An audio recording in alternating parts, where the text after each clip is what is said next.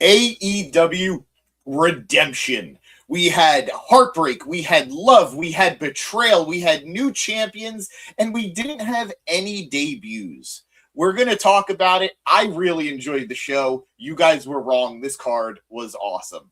Let's talk about it. Uh-oh. Yes, boy! French toast is the exchange student that you have like a 3-week affair with. Hey, we can see that you don't have pants on. Somebody hit somebody with a pie. Do something.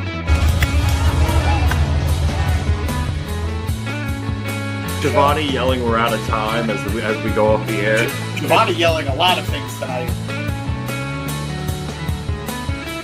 And welcome to the Mark It Down podcast.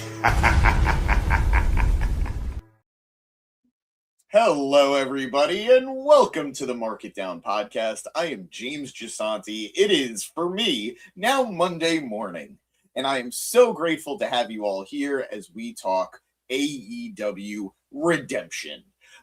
First show, first one in the books for AEW. They debuted this new pay-per-view. I think flying colors to start off with. I really enjoyed this show. I know we were all a little apprehensive about the card. You know, nothing seemed major, but hey, we're a month away from All In. Of course, you can't go too hard, too fast. Goes without saying. I had a lot of fun with this. There was a lot of implications as the show continued, and I would love to get into our thumbnail. I would love to get into our headline of Will Ospreay and the Death Riders and Kenny Omega, but we can't until we get into another match that happened a little bit earlier. As we had Will Ospreay and his Death Rider partner at the time, Jon Moxley, take on the Young Bucks. I was really intrigued by this matchup. For a long portion of it, a good portion of it, it felt like a handicap match. As very early on in the matchup, Nick Jackson and Will Ospreay bonk heads.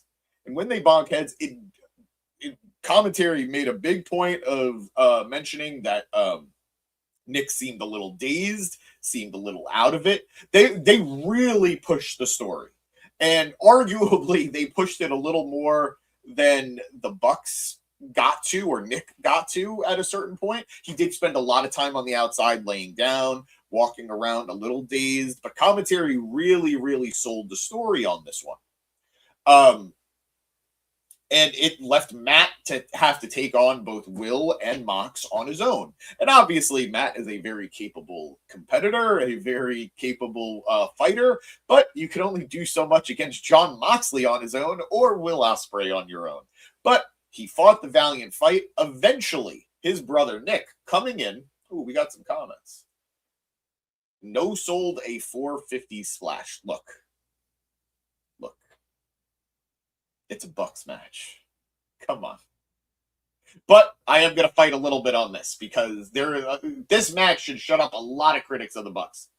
What up, Maria? How you doing? Thank you so much for being here. I hope you enjoyed the show. I know we're a little late tonight, but don't blame me. Blame Tony Khan.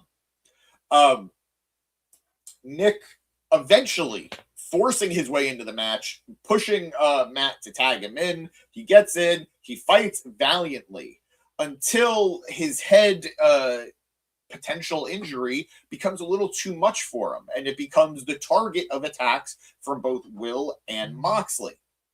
Will, who has obviously shown a little bit more of an edge these last couple of months as he's been training with the Death Riders, not really afraid to go like the extra mile and inflict a little more damage, but he was a little more hesitant here. He didn't want to take out Nick this way. He didn't want to beat him down. He didn't want to break him. And he was scared, like commentary pointed out. Like, he himself came back from a major injury. He's not looking he doesn't want to injure somebody else in a similar way. Mox, who is continuing to get more and more frustrated, tags himself in and curb stomps Nick. It was hilarious. The beatdown continues, but Nick refuses to stay down. Matt is taken out of the equation, and eventually What up, guys? I'm going to hit the comments in a second. Eventually, Mox just loses it. We had 2 paradigm shifts, a huge Death Rider. None of this, though, was enough to put down Nick. Eventually, Mox going postal, grabs a chair and is looking to just straight up beat Nick in front of it. Doesn't care about the DQ, doesn't care about anything else. He just was going to beat Nick Jackson with the chair. Ospreay stops him. He won't do it, won't take part in it. And it's enough to cause a little bit of a distraction. He pulls the chair out of Mox's hand and then gets super kicked in the face, chaired in the face, taking him out of the match. It's at this point the Bucks hit a BTE trigger, but that is not enough. All it does is piss Mox off. And then super kick, super kick, super kick, super kick, super kick, super kick, super kick party. As the Bucks may have broken a record on how many super kicks it took to put Jon Moxley down. And they did. 1, 2, 3. Young Bucks beat the Death Riders, Will Ospreay and Jon Moxley. Let me just say this. I see comments. Like I said, I promise I'm going to get to you guys. I am always, this is something we're very consistent here on the pod in terms of how we feel about stuff like this. I always want to see the established tag team beat 2 singles guys. And yes, sure, Mox and Will have been teaming up for the last several weeks, last couple of months. Sure, they don't have the tag team chemistry that the Young Bucks do. So I always want to see the established team beat the put together team. There are some exceptions. I'm not going to deny that. You know, like sometimes story dictates certain things, but 9 times out of 10, I'd rather see the established team win. So I was very happy that that's what they went with here, especially given the tag team title scene ramifications and where we're going towards All In, stuff that we will talk about as the show progresses. So the Bucks get the win. I know the Bucks are often criticized for not having psychology in their matches, for not often they're often accused of just being spot monkeys without a lot of storytelling. This was a match that proved that wasn't the case. They absolutely told a story. They absolutely had a story line throughout the match, and it feeds into a larger story. It feeds into a larger story about Will Ospreay and what he's willing to do and not willing to do. Loved this. Fantastic matchup. Great job from all performers. Nick Jackson, as Maria said, since when is Nick Super Cena? You know, when you've got heart in the game, when you've got something to prove, you just have a little bit extra in the gas tank. And when you have your brother at your side, you can accomplish anything. Let's hit some comments real quick. Maria saying this was a great pay-per-view. I agree. I thought they delivered across the board in terms of match quality. They delivered across the board in terms of storytelling development. I think this pay-per-view was a tier above what so many people expected of it. Darich, what up, Darich? Darich is saying that he's off to watch the media scrum right now. Thank you so much. Yep. Rev 100% will be here on Wednesday to cover Dynamite in Detroit. I am kind of 50-50. I may not be around. If I am, I'll be happy to be here with you guys. And Derek, if anything cool happens, let me know. If anything cool happens in the scrum, let me know. Come on back here and drop the news for us. Penguin, what up, dude? Thank you for being here, bro. Hope you enjoyed the show. She got yeeted. She got yeeted, man. Just thrown.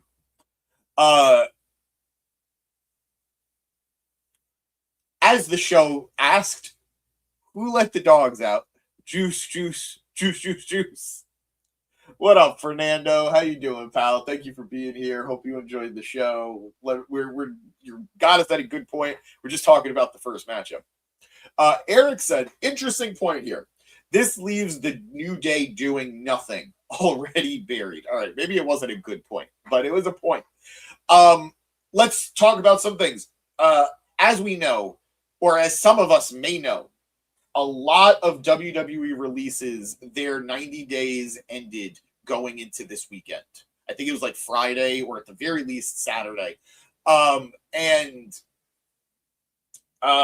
there were expectations for tonight, for people to debut, for people to show up and, you know, become all elite.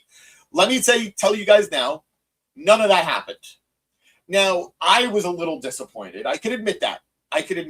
New Day, I never expected. They're still up. They're still blocked for, I think, another week or so. So, not shocked. I was maybe expecting, like, Motor City Machine Guns. But even then, they're going to be in Detroit on Wednesday. Have them debut in Detroit on Wednesday. That just makes more sense, unfortunately.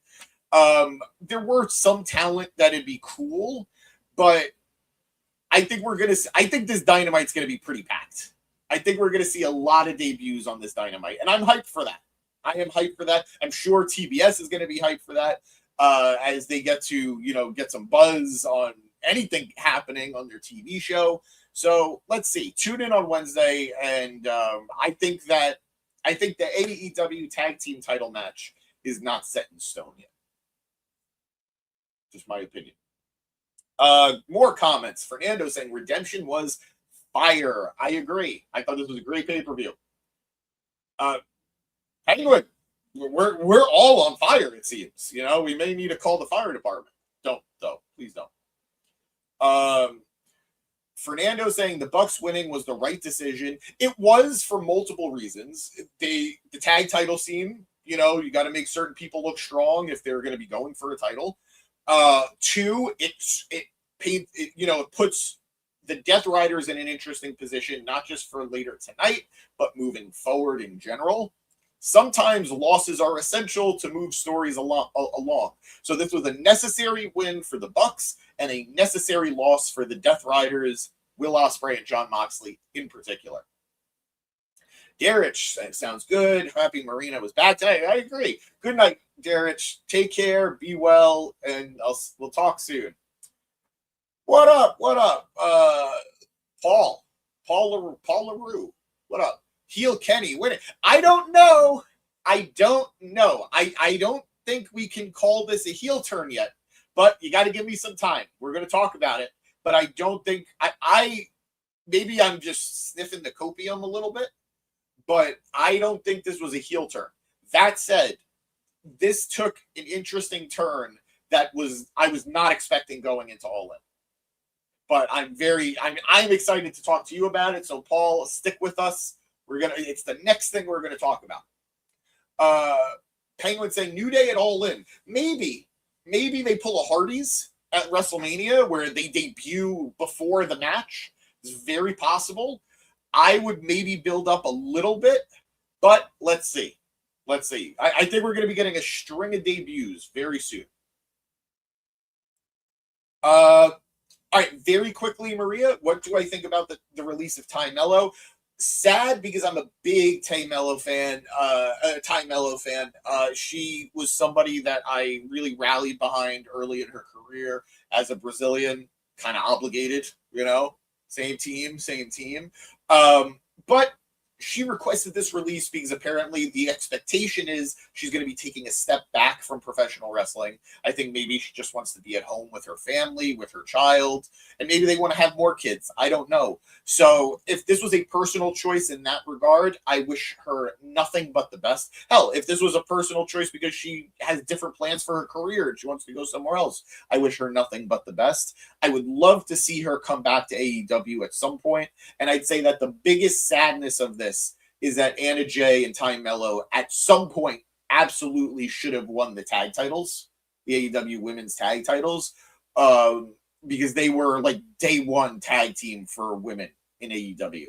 So that makes me sad, but I wish her nothing but the best. And apparently all the Sammy Guevara stuff was for nothing because he's just sticking around. This was like sort of a nothing story. Penguin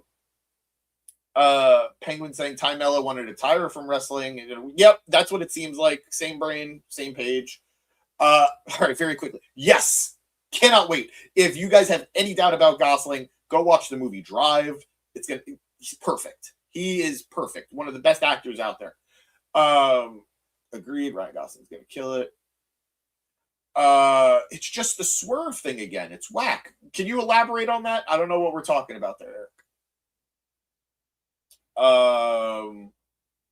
And saying he does. Penguin saying heel Kenny, justice for MJF. Look, I don't think he's a heel. Again, maybe it's copium on my part. We'll see. But by the way, guys, obligatory, because we have so many people in the chat today and we have so many people in general. Please hit that like button. The more you like it, the more people are going to join us. That's kind of apparently a secret here. So appreciate you guys. Yeah, Fernando, I agree with you. I don't think Kenny turned heel. The way it was presented, he was frustrated with something he thought Will was doing.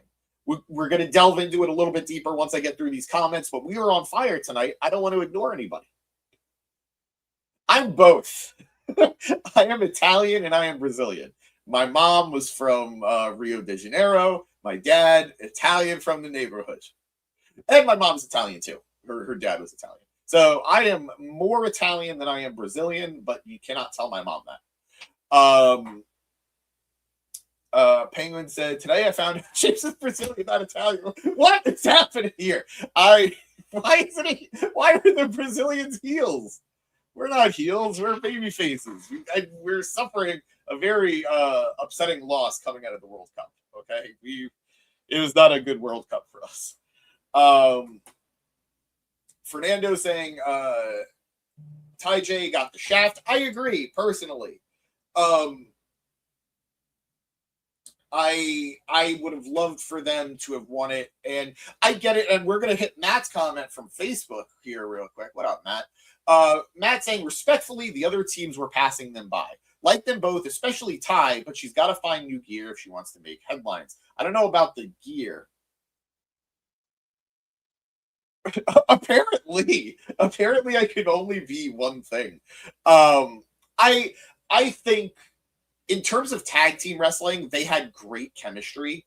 I think they were going to always find more success as a team than as individuals. So that's why I think them getting a tag team title run at some point felt right. You know, like in my head for how this is going to go with these titles, the Birds are going to get them. And then after the Birds, probably the Sisters of Sid. And then after the Sisters, I put it on Anna and Ty.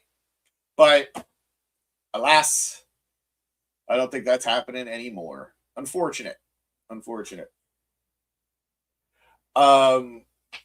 Paul saying, granted, but if he's not a heel, it's definitely the cleaner energy I'm getting from this feud. This just makes the road to All In that much more interesting. I'm down for that. Well said. And yes, I think Kenny, at his best, babyface or heel, has a little bit of an edge to him. He showed that in the match against Kevin Knight tonight. Kevin, who's obviously the heel of the match, heel of the feud, Kenny had some fire to him. And I think that's when Kenny's at his most interesting, when he's a little cocky, a little arrogant, and a little pissed off too. So I think all of these things can still work as a babyface, especially given the story they're telling. But we also have to acknowledge we're going into All In, which is in Wembley Stadium. Kenny Omega could be the biggest babyface in the world. Will Ospreay could be the biggest heel in the world. And Will Ospreay is still going to get cheered like he is Superman. So I get wanting to paint Kenny as the more negative of the two. Why fight what the reaction is going to be? But I hope it's not a full-on heel turn. Because I think I'm just not interested in seeing heel Kenny again. At least not right away. Like, I know it's been a while, I guess, since he had it. Like, since he lost the world championship. That was the last time he was a heel. But I just want to cheer the guy. I don't want to have to even pretend to boo him. BX saying James is multicultural. I barely. I'm just a little guy. I'm just a little dude, just chilling. I don't even know what's going on with me. Penguin said, thank you so much. I appreciate it. Fine, let's solo push Anna, get her a run finally. Look, I love Anna. Anna, I think she's great, and I think she's improved greatly since her introduction to AEW and becoming All Elite. I think her time away, I think she spent some time in Japan. I think she spent some time on the Indies. I think all of that did wonders for her. Unfortunately, one, she's hurt right now. That's why she's not on TV. She's got another shoulder injury. She's going to be out an indefinite amount of time. It's a bummer, but we wish her a speedy recovery. Beyond that, I actually think she'd be better suited in Ring of Honor. It's less high stakes. It's an area where there's a little more room for freedom for her to improve without the stress. I think she should win an ROH title, whether it's the TV title. I'm not saying she should win the world championship, especially while Athena's champion. But at some point, I think a TV title reign there would do wonders for her. That I do. We accept all here, okay? Italian, Brazilian. I want to hear everybody's. Throw them in the chat. Let me know what you guys are. And let me tell you, you guys are loved regardless. What up? You know it. Like I told you, James, Kenny and Don back in the South. This is why I'm supposed to read the comments before I say them out loud. I am done with your shenanigans. You know it. Done with them. I don't want to hear it. I don't want to hear it. Oh, God, this has been a stressful one. Anyway, let's move forward. We spent 20 minutes going through the first match and all of your comments. Keep them coming, by the way. I want to hear all the comments.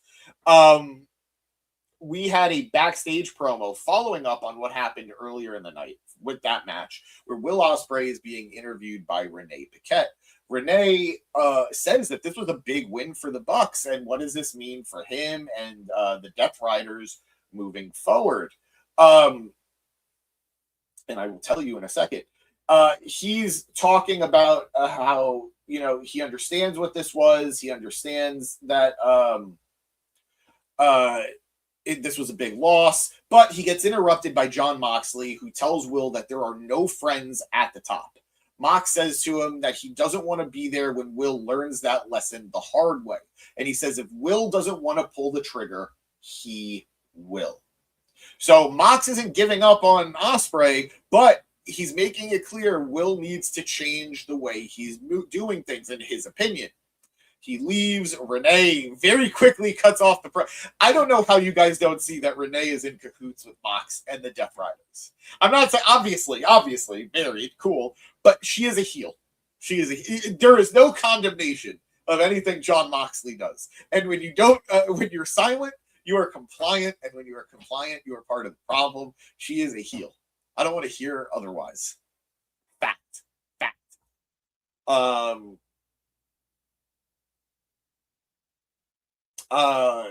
Penguin saying, agree, James, and her improvement, you can see it. I do. I really do see Anna's improvement, and she's still young.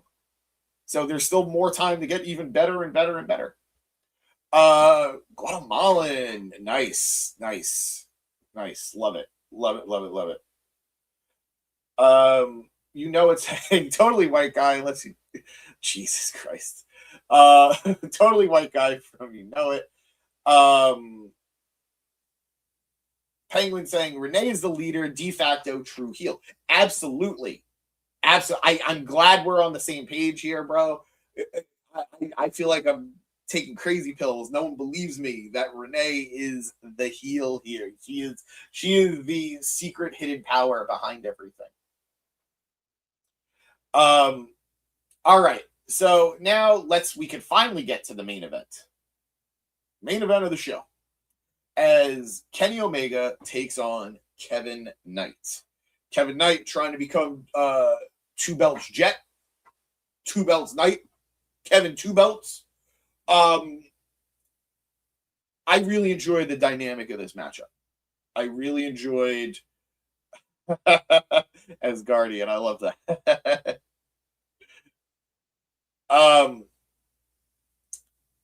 I really enjoyed the dynamic between these two here because it felt like the young buck challenging the leader of the pack. And he's got some moves. You can see that he's got the potential, but he's not ready yet. And that's the story they were telling with Kenny and Kevin. And at one point in the match, and we're going to get a little bit more into the details of it in a second, but at one point in the match, Kenny and Kevin are just exchanging blows. They're going back and forth. And then Kenny is literally telling him, more. Give me more. I want to feel like, keep going. I want more of that. And he's trying to pull something out of Knight. And it felt meta. I don't know, like, I'm sure, obviously, that was Kenny Omega, the character, talking to Kevin Knight, the character.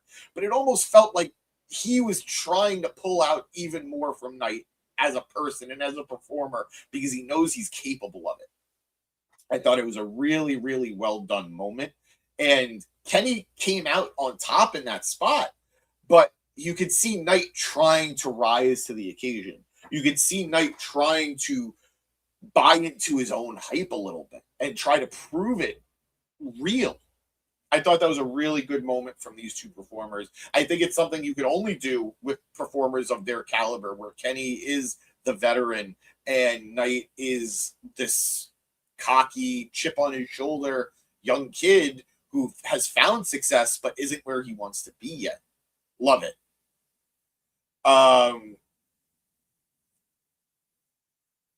All right, let's do some comments real quick. We have an Asgardian and Fernando. Renee's pulling the strings. Asgard J City. BX saying, of course, James attacking Renee when the Reverend isn't there. I would do it whether Rev was here, there, anywhere. Absolutely. I am consistent. I love Renee. I think she is the best at what she does. But I see through her character. Love it. Love it. We've got a lot of international love, and we love all of you guys. Fernando, I thought this match could have been a little better. I think that was sort of the point. I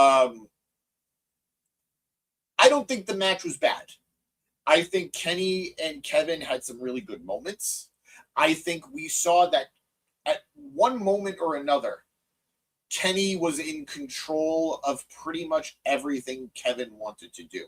Kevin had to repeatedly take cheap shots, cheap moments to get to a point of getting any type of advantage over Kenny. He attacked him from behind before the bell, like at the bell, during the ring announcement. But Kenny was able to easily fire him off. Kevin shoots himself at Kenny onto the outside, interrupting Kenny's momentum with like the da-da-da-da-da. And then he tries mocking that, but Kenny still gets the upper advantage. Even though Kevin was on the announce table and had all of the momentum, Kenny still won the bout, the interaction, and hits a giant snapdragon onto the table. There was no moment where I felt that Kevin Knight was actually going to win it. Even later, as we get near the finish, Kevin has to distract the referee with the AEW World Championship, throws the TNT Championship in the ring, hits Uranagi onto Kenny, right onto the belt, only gets the 2 count. He is a talented performer. He's a talented wrestler, but he was showing he wasn't confident in himself. He wasn't able to live up to the Kenny Omega hype. Kenny saying it throughout the match too. You will never be me. It almost felt like he was talking to Will Ospreay there a little bit, but he's talking to these young guys who are trying to knock him off the top of the mountain. You will never be me. And I think Kevin started to realize that. It was a very interesting dynamic where I think story took precedent over flashiness.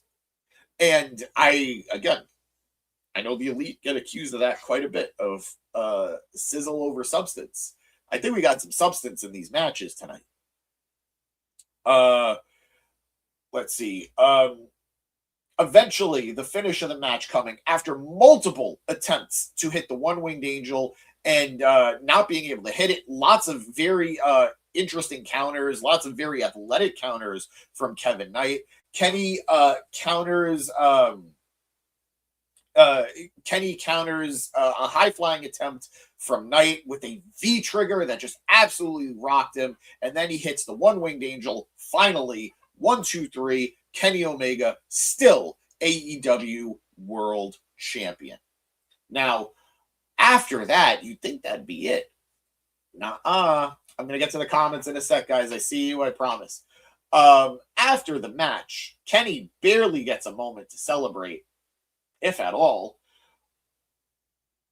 when out come the Death Riders. The entire gang, all of them, Mox, Claudio, Pac, Garcia, Yuta, Marina, all of them come out and they just attack Kenny. They have him down. They have him beat. The Bucks try coming to his aid, but the Death Riders are able to quickly dispatch of him. It was really funny. I'm sorry Derek isn't here for this. Claudio just straight up carried Matt Jackson all the way across the ring in a gut wrench position. Hilarious moment to see. Just shows the freak of nature that Claudio is. But they keep the Bucks out of it. And then they place a chair around Kenny Omega's neck. Kenny's on his stomach, chair around his neck, and that's when Will comes in and stops them from doing it. He's begging them not to do it. He's trying to find Mox to reason with him. Mox is outside of the ring with Marina while the rest of the Death Riders are in the ring. It's at this point, Wheeler grabs Ospreay and hugs him, trying to tell him it's okay. But he's doing this so he can get the Death Riders an opportunity to actually attack Kenny. But Will sees through it, stops him, literally just shoulder checks the shit out of Claudio and pulls the chair off of Omega's neck. He grabs the chair and then just starts swinging it around, getting all of the Death Riders out of the ring. It's at this point Jon Moxley comes in and is able to talk him down a little bit. He takes the chair from him and says, fine, we don't got to use the chair. He throws the chair out of the ring, but then Mox shows his true colors, his true weapon, and he brings out the dreaded plastic bag. Very reminiscent of when they used it to suffocate Bryan Danielson. Now, mind you guys, I do want to pick up on one little thing there. Wheeler Yuta being the one to hug and try and subdue Ospreay is just wow storytelling, wow callback, wow circling back to stuff, as he was the one who had to be restrained when the Death Riders, and or I guess at the time the BCC, were doing it to Bryan. We always knew that he was a little shit, but to see how far he's fallen and to become the very thing that he fought against, even briefly, wow, well done. Very, like, it's probably not something that everyone's going to remember, but for me, it was a spot that I really liked. He hands the plastic bag to Ospreay and tells him he's got to do it. Ospreay is shaking. He is shaking. He does not, he can't process this. Eventually, he makes his decision. He rips the plastic bag and he sends Moxley crashing out of the ring with a right hand and then just takes out multiple members of the Death Riders, finishing with a hidden blade onto Pac. He threw everybody out of the ring. Claudio, Garcia, Yuta. He yeeted Marina. Just, oh my God, she went flying. It was hilarious. Claudio tries getting back in the ring with a chair, but Mox stops him, and the Death Riders leave the ringside area, and Mox is very visibly upset at this. Kenny is finally up. Ospreay has the championship in his hand to Kenny, but Kenny has in his hand the plastic bag. He's very confused as to why it was there. He's very confused as to why Ospreay had it. But Kenny extends his hand and shakes hands with Ospreay. Ospreay holds his hand and says, "From here on out, it's about you and me going for that title." Both men pose on the corners, and you think you're going to send the crowd home happy with a happy moment of the two competitors of the All-In main event on the same page, gearing up for an epic main event. But Omega surprises Ospreay with a one-winged angel. Drops him.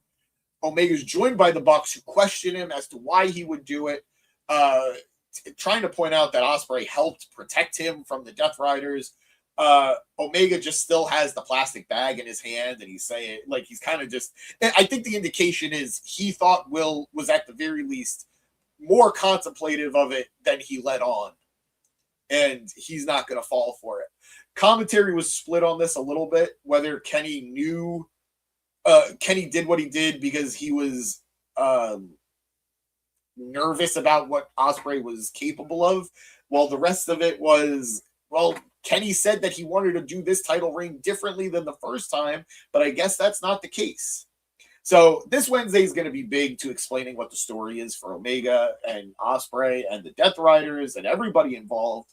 I thought this was a really, really well-executed story.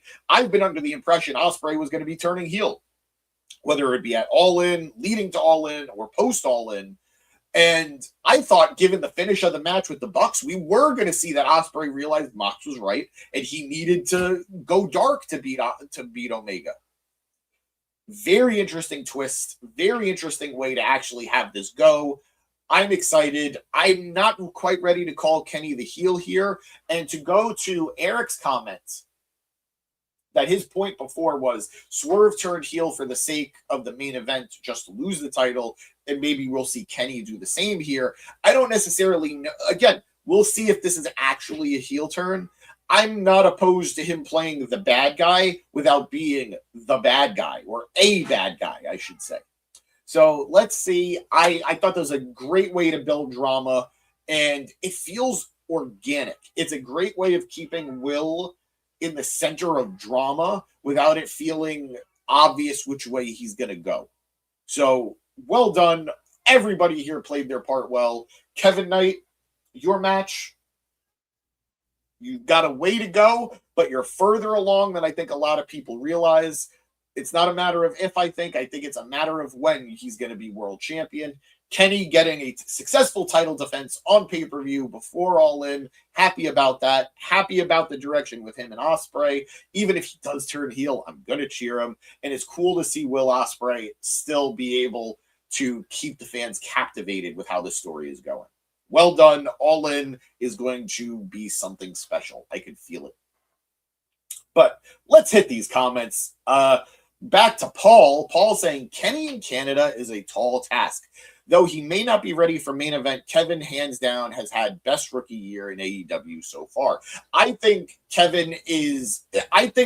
it's very clear that the next batch of top talent is Kyle Fletcher, Kevin Knight, and I think Fletcher is obviously further along than Knight, but the gap isn't that big. And while I think Fletcher should absolutely win the world title before Knight does, he is in a great spot as TNT champion right now. So congratulations to Knight and his progress. Maria saying she trusts Renee. It's the new women's champ who is the one who is the undercover heel. We'll get to it. Penguin saying Renee needs to reveal herself. It's been me all along. Give it time. I think she pulled the outfit off. It's saying, speaking of undercover heel, who won? All right, I am starting to think you and Maria are in cahoots here. That's all I'm gonna say. I think you guys are trying to pull a fast one on me. Yep. We'll talk about it in a second, Penguin. It's saying, darn, hoping Thekla was keeping it till CEO is ready. We're going to talk about it. We're going to talk about all the women's stuff. Paul saying, good call on the Wheeler role reversal. Thank you for seeing that too. I know I feel that Wheeler and Garcia have been in a really weird spot throughout most of the Death Riders arc, that they're just very clearly there to be henchmen, and I think they're further along than that at this point in their careers. I would love for them to just be an established tag team at this point, but I'm sure there are plans coming down the pipe for everyone involved. But I would love to see more development for Wheeler. So a moment like this, I think, was just a great moment. If you guys could hear my cat in the back, I apologize. I am so sorry. But yeah, I thought this was a great moment. Maria saying this was very dramatic. I agree. I thought this was this is the storytelling that is often accused of AEW, that AEW is often accused of not having. I want to hug my cat so much right now. He is so upset.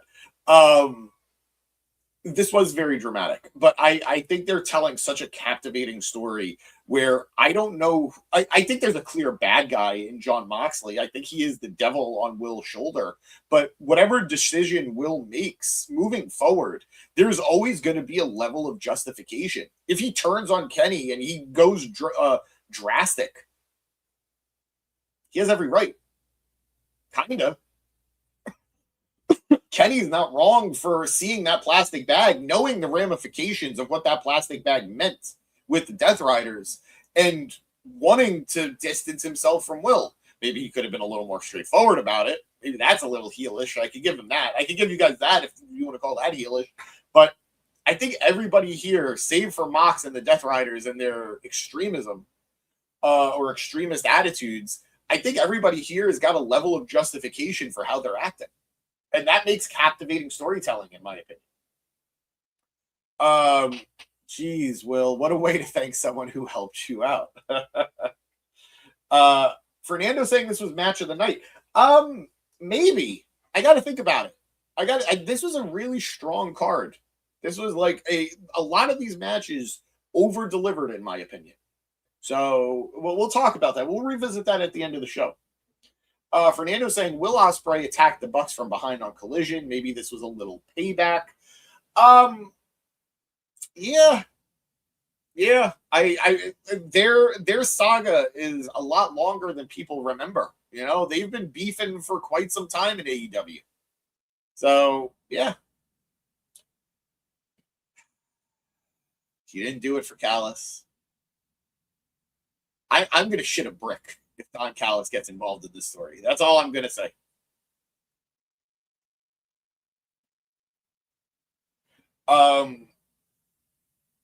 Eric saying Knight will never be champ. Absolutely disagree. Hard disagree. His promo work is getting better.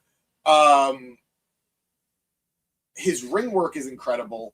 He's developing as a character. Like, he's part of a captivating story with the Don Callis family, where he sold out who he was because he thought it would help get him to the next level, whilst also ignoring the fact that everything he's already accomplished, he had done on his own without any help. So why did he sell his soul to that bald devil? I think they've got something really special with him if they don't drop the ball. And I have no reason to think they will drop the ball. I think he's when, not if. I just don't think the win is as soon as people think. I'm going to say him winning a world title is probably 2028. That's my prediction, 2028. It's saying Okada is a young up-and-comer. It's hard for me to call him a young up-and-comer, but in terms of next tier of top talent who will win a world title, I think Okada is going to win the world championship sooner than later. I think Jay White is absolutely winning the world title in 2027, if not the very, very end of 2026. But I think he's winning the world title in 2027. Like I mentioned before, Fletcher. And I think we're going to see some other return champions too. Like, I would be shocked if Swerve doesn't win the world title in 2027 or at the very least 2028. But yeah, I think we've got a nice world championship scene right now. A very nice world championship scene. Yeah. They love to be heard. My little zoo here in my home. Maria's saying Danny Garcia and Wheeler are the jobbers of the Death Riders. Absolutely. And every group needs that. And I don't mind that for them. Like, I'd rather it be them than Pac and Claudio. But being the jobbers doesn't mean they should just be jobbers in general. They're the fall guys of their team, for sure. But they still need wins to feel credible. They still need things to do to make me care about them. And I think that we could get back to that soon. Sooner than later. Paul saying, this is someone, we try not to say this name here at this pod, but Paul saying, JD from NY captioned his post-show as, quote, worst AEW pay-per-view of all time. Everyone can have their opinion, but I don't know. I feel he's trolling at this point. Paul, you are, to me at least, new to our pod. And first of all, welcome. Thank you so much for being here. You've contributed a very fun conversation so far. I am not a JD fan. I do not like this person. I do not like them in the wrestling bubble. I do not like what they stand for as an online persona. He is a grifter. He is a grifter who has outright admitted he will continue to watch and talk about AEW, but because he will get more views being negative about AEW than being positive about WWE. We here at the Mark It Down podcast, we don't shy away from talking about things we don't like, but we're here because we're marks. I love wrestling. I want to talk about things that make me happy. I'm here because I love professional wrestling. Doesn't matter the letters of the company. AEW, WWE, TNA, ROH, New Japan, MLW, HOG, Produce Wrestling. We love talking wrestling here, so you're going to hear positive takes. Again, if something didn't work for us, we'll let you know. But we're not ever going to make a headline because we thought something was bad. We're going to talk about the things that make us happy and hopefully make you guys happy too. And you guys, our regulars here in the comments, like Maria, Fernando, Penguin, you know it, BX, everybody, they know we have very different opinions sometimes here at the pod. Like we'll like I'll say what I say, and then these guys think I'm dead wrong, or they will disagree with each other. But we're always doing it from a place of we enjoy what we're watching. JD from NY does not stand for any of that, and it's why I try not to give people like him any of my time. Unfortunately, being a New York wrestling fan in the indie scene, I have to deal with him at least once a month, and I am happy to boo him every chance I get. Now, you guys know, our regulars here know, this is as mature a take as I'm ever going to have on JD from NY. It's not often that I try to stay composed when it comes to him, but you are new here. I don't want to scare you away. We hope you come back to us. So I'm going to be, despite being a mark, I'm going to try to be professional too.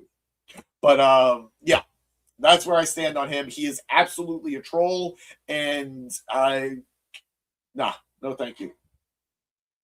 Fernando saying Garcia should have left when he had the chance. He's not going anywhere in AEW. I think it's for the best that this man does not go to NXT, because from what we hear about how the NXT locker room likes to date, that kid is going to go through the entire locker room. So stay where you are, kid. Stay where you are. Penguin saying Garcia just got to dance. Yeah, you know, I miss it. I do miss it. Quite frankly, I just miss him doing anything. You know, it's saying JD sucks. Whatever dick will make him a JD sucks. Whatever dick will make him a buck. Well said. I do not disagree with you, my friend. No, don't be sorry. This is I'm with you on that one. Yep. I figured I typically remember most of our commenters because we have such a great community here. So hopefully you stick around with us, Paul. BX saying no reason to waste your breath on that schmuck. I get worked into it. I know it. That's my bad. I apologize. Fernando asking, did Busted Open sell out to WWE Radio? Yes, sir. And that is why Thunder Rosa, who's been with Busted Open for years, no longer is with them. They Busted Open. Well, the new WWE Radio will not cover, obviously, anything AEW, will not entertain AEW as an organization. So it's unfortunate. Granted, most of the time when Busted Open was talking about AEW, it tended to be pretty negative, unless they were bringing one of the wrestlers in as a guest, in which case they got really positive about it. But not much of a change. Paul saying, yeah, he opened my door to the internet wrestling community, but that was back in 2016, the SmackDown Live days. It's so weird to watch the change over time. Love yours. Oh, thank you so much, Paul. Thank you. Been watching for a few weeks now. Awesome. We really, really appreciate that. And let me tell you, sometimes I'm going to have really dumb takes, and I want you to tell me if you disagree with me. Let me know. And I want to hear what you guys have to say. I want to hear, I love what everybody here contributes. So let me know what you guys think on things. That's the fun of this, talking with you guys. Paul saying Garcia dating is it's a hot take. It's crazy. Look, I'm just saying, from what we've been reported, what we've heard, the NXT locker room, they're young, hot people. They're young, beautiful people. They date a lot of each other, and he's apparently known to be quite the ladies' man. So, yeah, I'm not shocked. I wouldn't be shocked if that's what would happen. But by all means, go to NXT. But I think he's got a higher ceiling in AEW than he would in WWE. I think he'd have a good ceiling in NXT, but I think he would get lost in the shuffle on the main roster. So I think he's better off in AEW than anywhere else, at least on the majors. If he wanted to go to TNA, I'm sure they'd find something for him, but we're hurting for TNA right now. Maria saying they were always biased for WWE, never objective about AEW. Yeah. Too many of those guys had too many connections to WWE, active connections to WWE, to ever be truly objective about the wrestling scene. But it is what it is. No, you know it. I do not want them back together ever. Okay, guys, we did it. We got through the main storyline of the night, which was Will Ospreay, the world title scene, Kenny Omega, the Death Riders, the Bucks. We did it. So now we can talk about the rest of the show. We spent 52 minutes talking about 2 matches. I apologize. But we're having fun tonight, or I guess depending on what part of the country you're in this morning. I think we could go back to the start of the show, where we had a ladder match to determine the number 1 contender for the AEW International Championship. We had Nick Wayne take on El Clon, Jack Perry, the Beast Mortos, Komander, and Speedball Mike Bailey. I think I hit everybody. 1, 2. Yeah, look at me. Proud of me. And I wasn't even reading the thing. I just remembered. Look at me. This was a fun match. This was a great way to start your main show. Get out of here, Eric. I can't wrap it up. This was a great way to start the show. Ladder matches are always a good way to get the crowd instantly hyped because your spots are always just going to be a lot bigger. What I enjoyed about this one was it felt like it was a true every man for himself situation.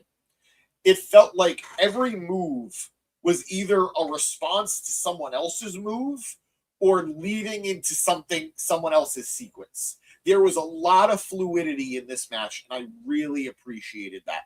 I am a huge Beast Mortos fan too, Maria. I would have loved to see him win this.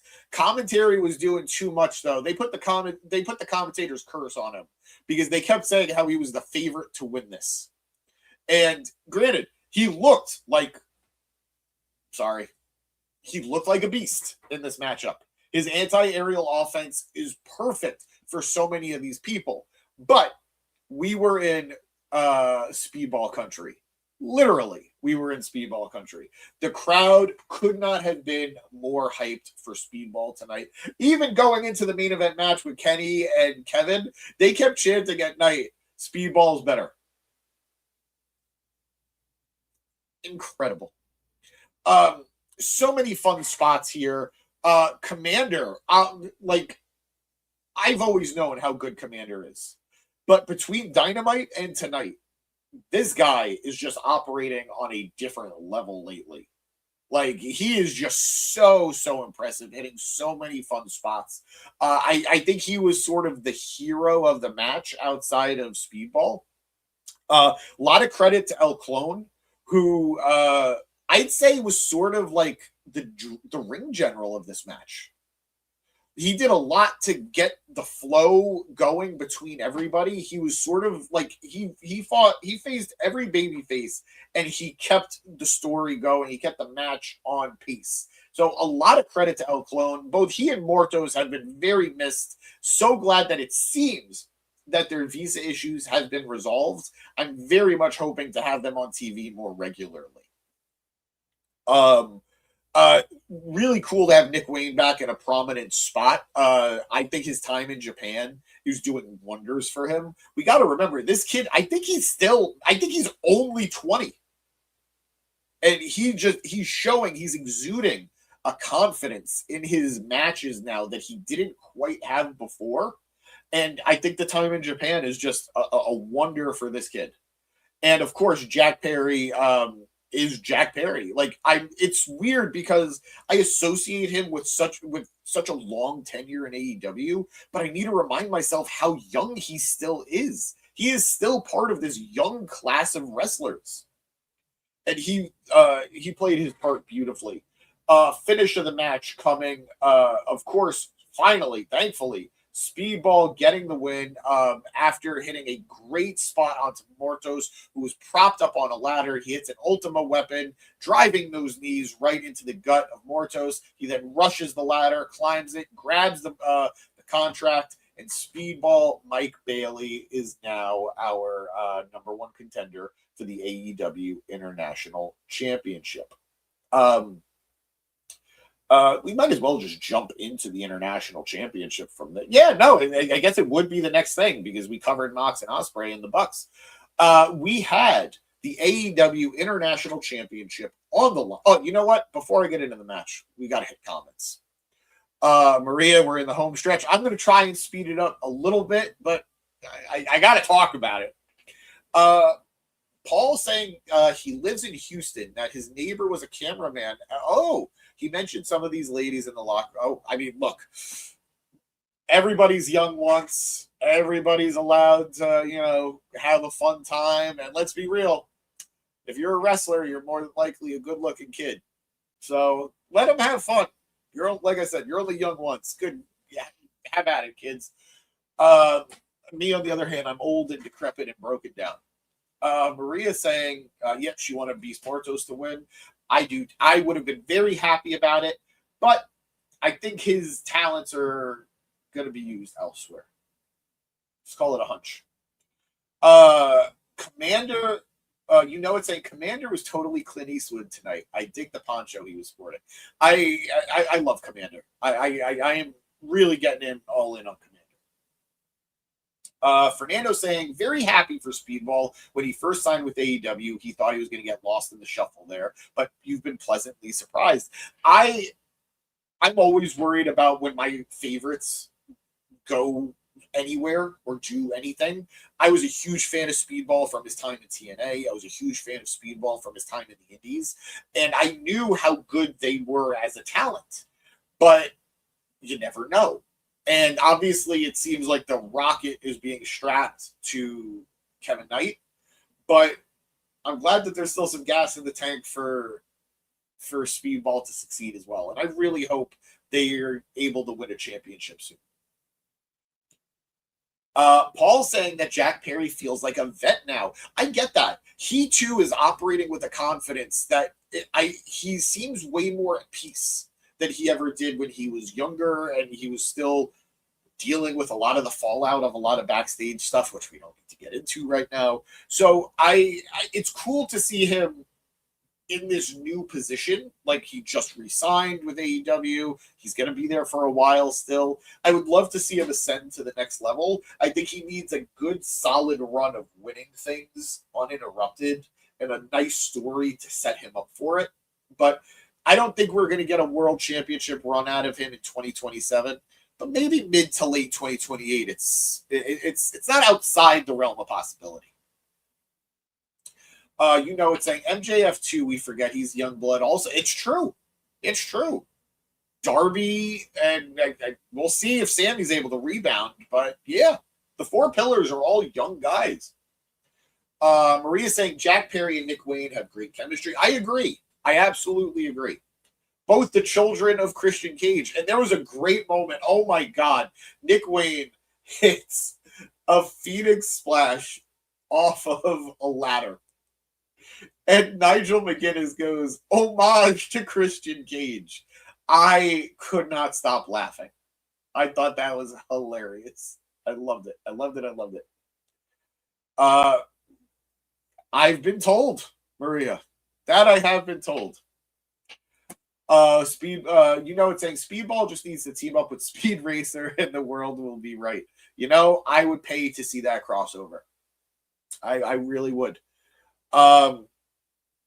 Fernando saying, where was Nick's mom? She's the best part of the act. I think for an instance like this, where it was just a match with a lot of chaotic action, I understand her not being at ringside for this, but she's still usually around with him. So I'm sure we'll see her again very soon. Paul saying, in response to there's Paul Heyman, guys. So far, who's the best Don guy? That's a great question. And I hate that we're going to talk about it because I'm afraid of saying it's Kenny. From a championship standpoint, it's Kenny because he's been a multi-time world champion while being aligned with Don. He's won the AEW title with Don. He won the TNA title with Don. Don didn't manage him, but while they were together, I guess while Don was supporting Kenny, he won the IWGP championship. So from a accolade standpoint, I'd say it's Kenny. From a pure overall package, Takeshita's up there, but I think I'm gonna say Fletcher. I'd say Fletcher is he's his guy. And I think he's going to take a young talent all the way to the top. And, we'll see. It agrees, saying it was a nice question, and he says personally he thinks Kyle too. And I really do think he's going to get Fletcher to a world championship. I think he's going to, I'm bold prediction here. I think he's going to dump Okada before he ever leaves Fletcher. So we'll see. Maria's saying, who would Heyman side with, Okada or Fletcher? Heyman would side with Okada, which is why I know Don Callis would side with Fletcher. Heyman goes with the established guy. He's never leaving Brock. He wouldn't have left Roman. And all the younger guys, he doesn't have time for. Look at what he did with Division. Dropped them. So Heyman would absolutely stay with Okada. Paul saying, in their time, it's either Okada or Fletcher. Yeah. I'm going to say Kyle. He did a lot with Takeshita, but a lot of that time was also, there was animosity, even though Takeshita was doing everything Fletcher ever asked of him. So, yeah, bit of a bummer there. But, yeah, I think great question there. But now we're back to Fletcher, as he was defending the AEW International Championship against the Ring of Honor champion, Bandido. Everyone was banned from ringside for this, or at the very least, Fletcher made it very clear he did not want anybody from the Don Callis family there. And I think Bandido, thank you, you know it. And Bandido followed suit by not having Brody King there. this from like a chronological standpoint, this was the first singles match on the main card. After the ladder match, after the tag match, this was the first one-on-one bout. And I think they placed this match in a great spot. These two guys put on one hell of a bout. They countered each other so well. Their styles flowed into each other so well. And multiple times did I think we were looking at the end of the match because they were just wowing me with their moveset. We had a brain buster to the hardest part of the ring, the apron of the ring. We had, instead of the traditional 21 plex, we had a 21 snapdragon plex, or just, I guess, a dragon suplex variation. These guys were just bringing out fun alternatives to their usual stuff. Both men at one point or another getting 2 counts that could have been 3s if any other ref was doing this.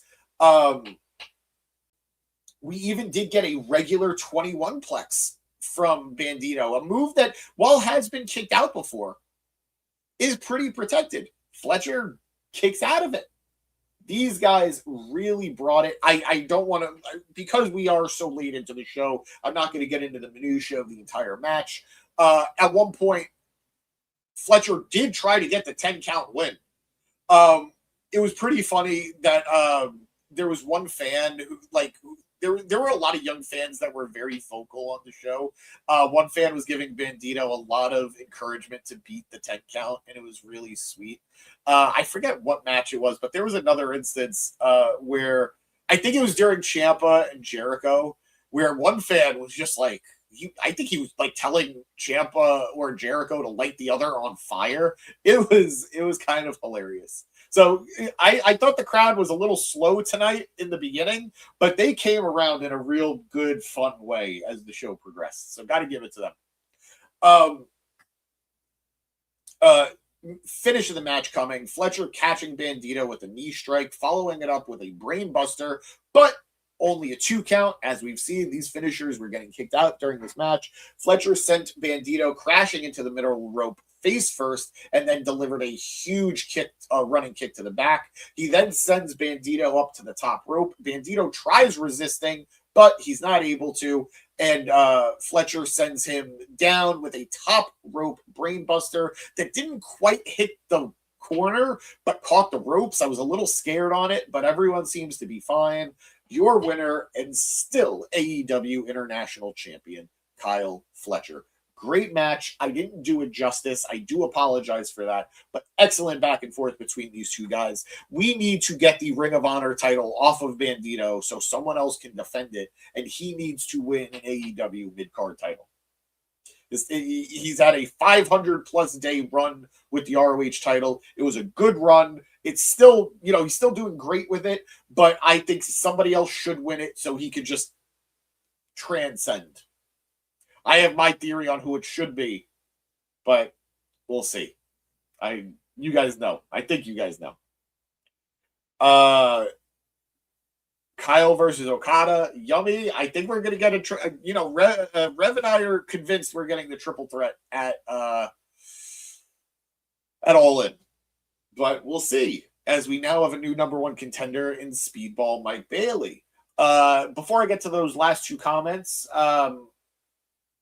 we did have a backstage interview later where Speedball is getting interviewed by, I believe it was Lexi. And Speedball is asked when they're going to cash in their contract, because they have plenty of time to do so. Speedball reveals that they've decided to cash in and challenge Fletcher for the International Championship on August 5th at Dynamite Grand Slam. I believe Dynamite Grand Slam, Mexico. So there you have it. We're going to get an international title match, a big international title match before All In. Maybe that triple threat we thought we were going to get may turn into a fatal 4-way. We'll see. Either way, a very exciting match, fun to look forward to. Speedball acknowledges they're 1-1. Speedball got the first win over Fletcher in the C2, and then Fletcher got a win defending the TNT title, and as Speedball pointed out, having to cheat to do so. So let's see who is going to get the tiebreaker. Last couple more comments here. Paul saying, going back to Heyman, guys, could you imagine Okada versus Punk with Paul in Okada's corner? One of the great tragedies of Punk's AEW run was he didn't get to wrestle as many people as we would have liked for him to wrestle. Okada is a hell of a name that just never happened. We were supposed to get Punk versus Tanahashi, but he got hurt. So kind of a bummer. But to your point, man, that'd be a great match. That'd be a fun match. A lot of good chemistry. I think they'd have really good chemistry. Maria saying Fletcher is winning the AEW championship at All In next year. Maybe. I think he wins it before that. I really do. In fact, I'd be willing to say maybe he defends it at All In next year. But I really do think he's winning the title before All In. And we don't know where next year's is going to be. They might be back in the States. Maybe they go somewhere else in the world, another country. I'm going to say they're probably coming back to the States, though. So we'll see. Maria saying both Bandido and Athena need to lose their ROH titles. Don't get me started. Congratulations. We talked about it on Wednesday. Congratulations to Athena, who has surpassed Roman Reigns' title reign. She has the longest title reign of the modern era of professional wrestling. It's amazing. Drop the belt.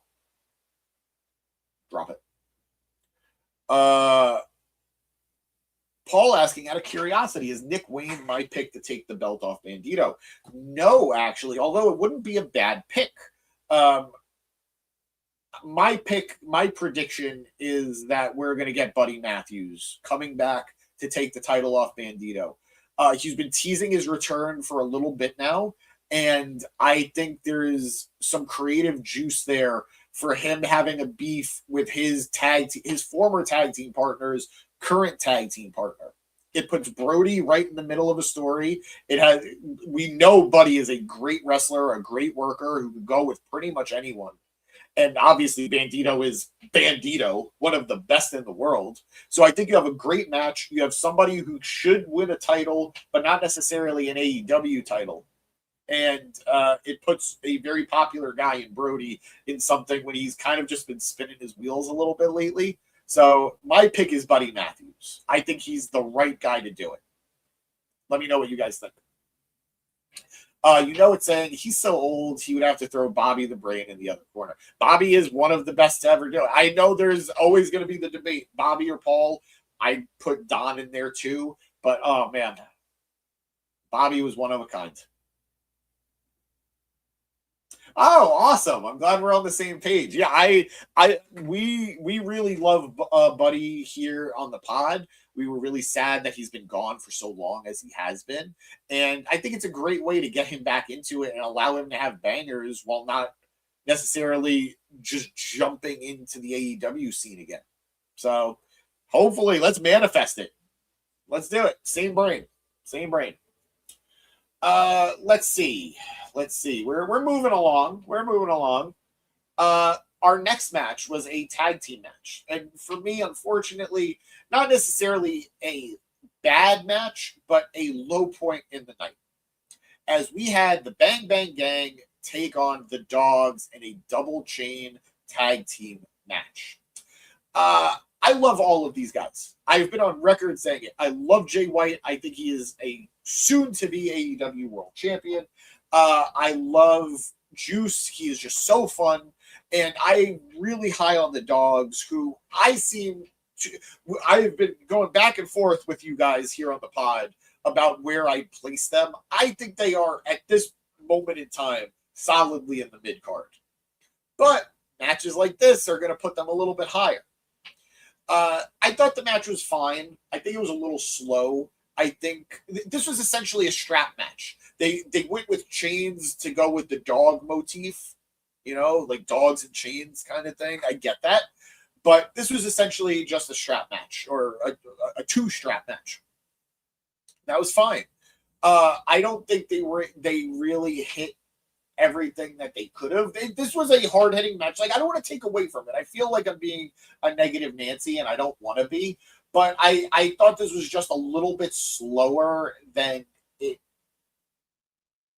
should have been, or could have been. Getting to the end of the match on this one, just because basically the general gist of this match, guys, they beat each other up with the chains. They stopped each other from doing much. They pulled each other back. They choked each other out, stuff like that. Finish of the match coming as White lands a full Nelson suplex on Finlay and starts choking him out with the chain. It's at this point that the Dogs, comrades, and the Death Riders, Wheeler Yuta and Daniel Garcia, take out White with a suplex knee strike combo. But the cavalry comes in the form of the Guns and Ace Austin. They're able to clear it, even it back out, take all the men out of the match. But Marina Shafir was there. She shows up and gives Finlay the shillelagh. Finlay hits the Juice with the shillelagh, pins him, gets the win for the Dogs. Like I said, I seem to have had the Dogs in the mid-card. Wins like this are going to push them a little bit higher. They are desperate for Gabe Kidd to come back, in my opinion. I think they need to be a trio because as a tag team, they're just not going to achieve much.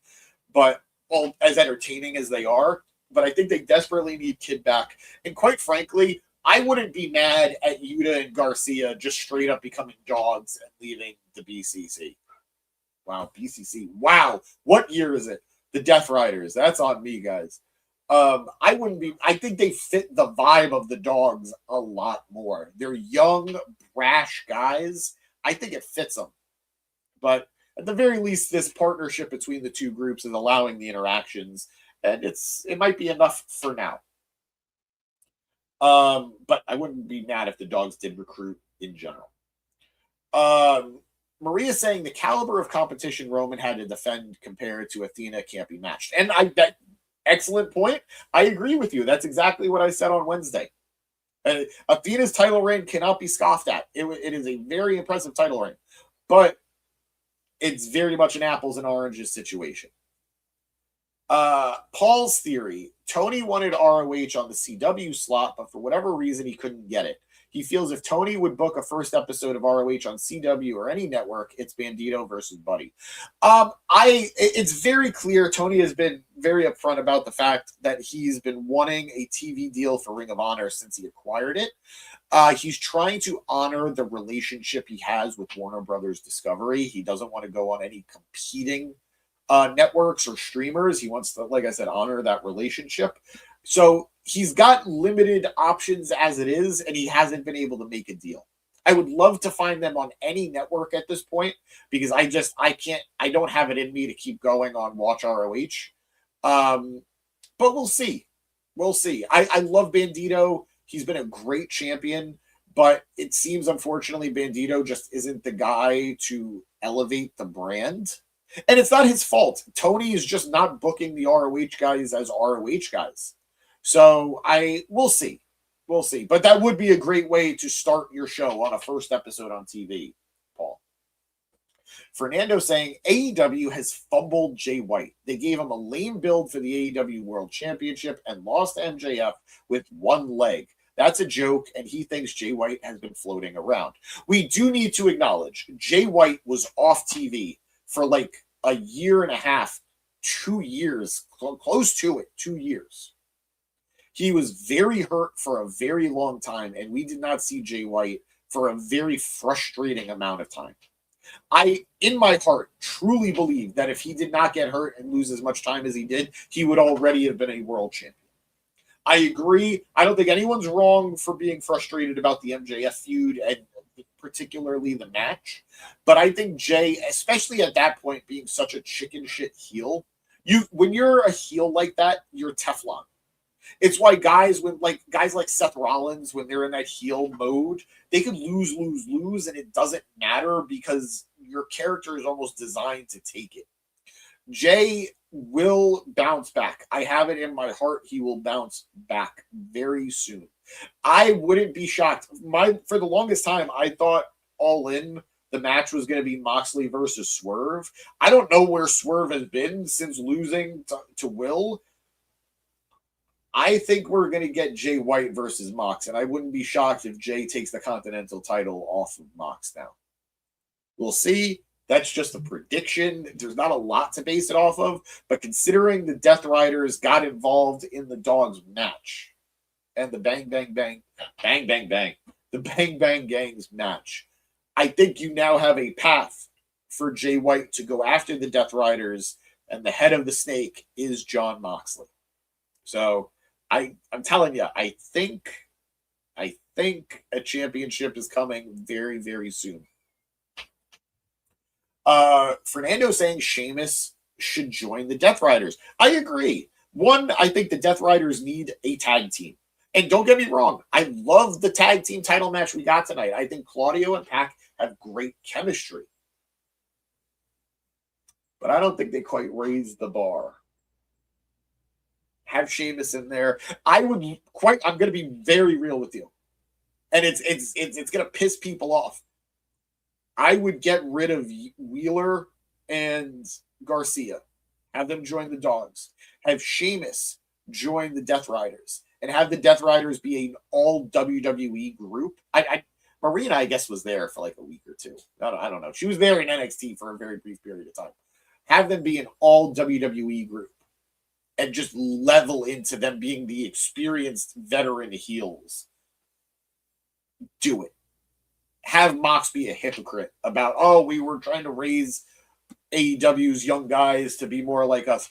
Just have them be the old, bitter old men who can still kick ass. Have Mox be the world champ guy. Have the Bar be the tag team. And have Pac be your mid-card guy. And I think you've got a mega group there. A mega group. Addition by subtraction. Sorry to say it to Garcia and Yuta. But I think they benefit from just being dogs. Oh, Fernando saying he thinks Sheamus should join the Dogs. I should have read both. I apologize. I think he would fit in with Sheamus. I think he would fit in with Sheamus, but not with Sheamus, with Finley. But, not the worst thing in the world. They could use some muscle, and Sheamus is muscle.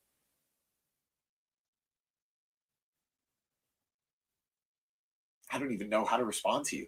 I don't even know how to respond to you. You know it. Paul saying, currently watching news radio in the background. Watching this, I never think Joe Rogan would be the star he became. Side thought. Look, Joe Rogan is an anomaly that I do not know how to explain to people. But no denying, number one in what he does. Fernando saying Buddy Matthews is an excellent talent. I agree. I think he delivers every time he is called upon. He's just never been given a significant enough run to actually develop. The biggest he's ever really, unfortunately, accomplished as a single star is the Cruiserweight Championship in WWE. And nothing against that. He had a great reign with that belt, but it was a division that wasn't given a lot of love. So, yeah, I would love to see him win a mid-card title in AEW or the world title for Ring of Honor. Fernando saying ROH should have stayed buried. I grew up on Ring of Honor. They were my alternative to WWE for years. I have a huge relationship with Ring of Honor as a fan, having attended so many shows, being kind of a known audience member for Ring of Honor. It's just, I think the days of them being Ring of Honor are done. I would love to see them climb back up. I would love to see them get a TV deal. But I think realistically, the best way they should be used is sort of either like AEW's NXT, where you just have young up-and-coming guys, developing there, or it's kind of a mix where you have some older guys who aren't getting used as much, like Dustin, who's doing great stuff in Ring of Honor. I just think there needs to be an importance that hasn't been there in a long time. Paul saying, also, Jay White, I only just started to like, but he's a dude. When you like him, he's your favorite. He's like Scotch, an acquired taste. I don't think that's a bad description. He is a very unique type of wrestler. He wrestles a very unique style in the sense that he's sort of a counter wrestler. He's a great character. wrestles a unique type of match, and I think he's got all the tools to be a megastar. Maria saying Jay White also got up by Marina a few times. Look, better men than me have been destroyed by women. Marina is no slouch, and I will not begrudge Jay White for getting choked out by Marina while she is backed up by the Death Raptors. It's saying he knows how AEW loves groups, but he always felt like Jay White was a solo act. It's interesting because in New Japan he wanted to be like when he joined Chaos as a good guy faction, he let Okada know, I'm coming for your title. I am here to learn and get better, but I am coming for your world championship. And he went for it. When he joined Bullet Club, he joined because he became the leader of Bullet Club. It wasn't just a man in a faction. He was leading a group. I think that's what works with him. I think leading is what suits him. Just being a man in a group is never something that he could do. But I agree. I think he works as both a solo act and as a group guy, a faction guy. Calling him a solo wild card. Paul saying Andy Dick is also in this. He was buddies with Farley in his late years. Watching this, I feel like I get the... Oh, yeah, Andy Dick sucks. It's just absolutely awful. Chris Farley versus Kevin James or no. Farley would destroy Kevin James. I don't even have a bone to pick with Kevin James, but Farley would have killed him. Maria, not a Scotch fan. That's fair. That's fair. Yep. No, I agree. Absolutely Farley was the better athlete. Would you compare Mox and Marina to Hunter and China? I guess in like sort of the bodyguard kind of way, but I think it's way more of a teacher and dedicated pupil. I think that's the real I think that's the better version of how to describe them. Triple H and China were just like, they were like on screen, they were like just buddies. Like they were like, they were up to shenanigans when they were in DX together. And she was the muscle, but it was a different kind of thing. Paul laughing at our Kevin James take. Nothing against Kevin James, but I absolutely think Farley would have killed him. All right, guys, let's power through this. We could do this. We could do this. We could do this. We could do this. We move on to our next championship match as Hikaru Shida defends the AEW TBS Championship against Maya World. Maya World, who has been a rocket of a talent. Talk about someone who took an opportunity and made not just the most of it, but exceeded every expectation, exceeded every thought, and just absolutely took someone else's poor decision and made gold out of it. In this case, quite literally. Shida and Maya World, Shida having just won the TBS title less than a month ago. This was a match that I was really confused about how they were booking it, because neither of them really should have taken a loss. Shida's still getting her feet wet and getting back onto the active roster. Maya World, who is just building this momentum. This was a very, I want to say almost Looney Tunes version of how a heel loses, where I don't want to say Shida was controlling the match, because I don't necessarily think she was dominating it, but she was ahead of Maya. Maya was doing everything she could to sort of surprise the vet in Shida, doing everything she could to sort of, capitalize on any open opportunity, much like her career right now. But Shida still was, I felt, in charge. Finish of the match coming with Shida thinking, Shida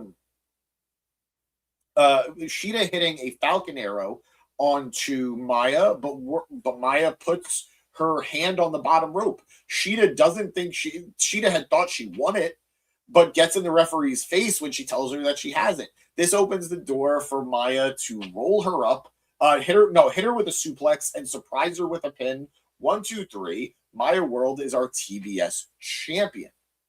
I was shocked. First of all, this was a fun match. It felt quick. I got to check on how long it was, but it felt quick. But again, Shida was just, again, not dominating, but she was in charge. And then Maya World just had, I guess, a tenacity. It felt like she won, like from, like a kayfabe standpoint, it felt like she wanted it more. It felt like she was just hungry. And Shida could not keep her at bay. Very well done match. A great way to reward a talent who stepped up and showed that loyalty will be highlighted and rewarded. Very well done. Maya World winning the TBS championship on her 24th birthday. Happy birthday to Maya World, who has overcome a lot to get to this point and is quite frankly thriving. Good for her. Going to the comments real quick. Lots to talk about. Farley and Kevin James. I'm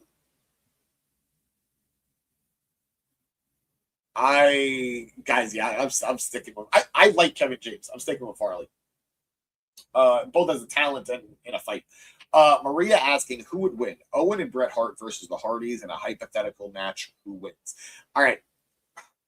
I am saying the Hardys because one, I think the majority of Bret's success as a tag team was with Jim Neidhart.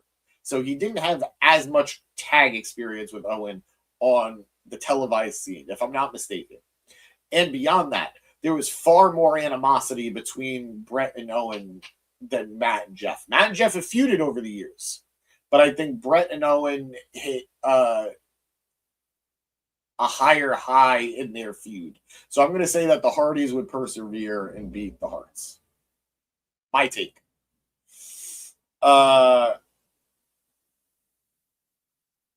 Some matches did, some didn't. I know, again, without having looked at any match times, I know some matches were hitting 15 minutes, 20 minutes, but other matches did feel pretty quick.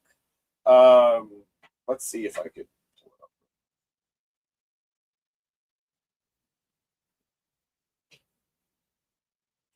up. All right. The quickest match on the card was excluding the pre-show. The quickest match on the card was Maya World and Shida. But even that with 16 and a half minutes. No, I'm sorry. Andrade and Mark Davis went 16 minutes and 15 seconds. So the quickest match on the show was still more than 15 minutes. But some of them just were very, very fast paced. I was surprised. I'm surprised looking at these match times. I could have swore Shida and Maya World went like 10 minutes. Great question. What type of match? I'm good. For the sake of fairness, I'll say just a regular 2-on-2 match. In which case, I'd say the Harts probably have the advantage, but I still am giving it to the Hardys. And you're saying later Hardys? I don't know, man. If we're saying prime for everybody, I'd say the Hardys. Later Hardys, it could kind of go either way. Paul asking, do I feel that the speed of matches goes back to how there are 4-hour pay-per-views? I think in general, AEW, I just prepared for a pay-per-view to go a lot longer than a WWE pay-per-view. I don't feel like anything, like looking at those match times, I do feel like everyone got a fair amount of time. And I'd rather this, like if I'm paying to watch a pay-per-view, which I am, I'm paying to watch WWE pay-per-views, I'm paying to watch AEW pay-per-views, I'm paying to watch all of these companies' pay-per-views. I'd rather get more bang for my buck. That's just me.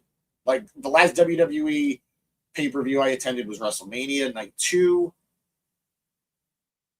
Could have gone a little longer, you know? The last AEW pay-per-view I went to was Double or Nothing. I got my money's worth. I absolutely got my money's worth on Double or Nothing. Maria asking, has the absence of Toni Storm been a blessing in disguise for the women's division? I never want to put it that way. I get what you're asking, and I'm. It's been a blessing for certain talent.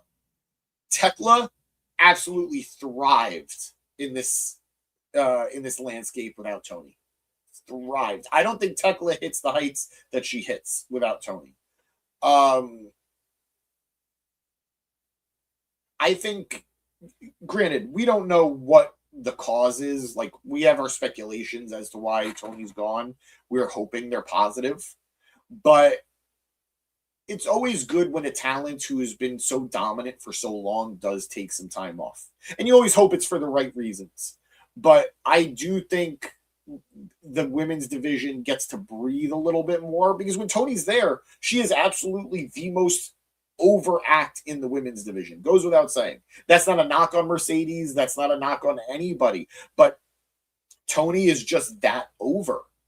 So I think, considering she's a multi-time women's world champion and she was a champ for so long, I think that a lot of people are benefiting, but the division is going to feel very, very important again when she comes back.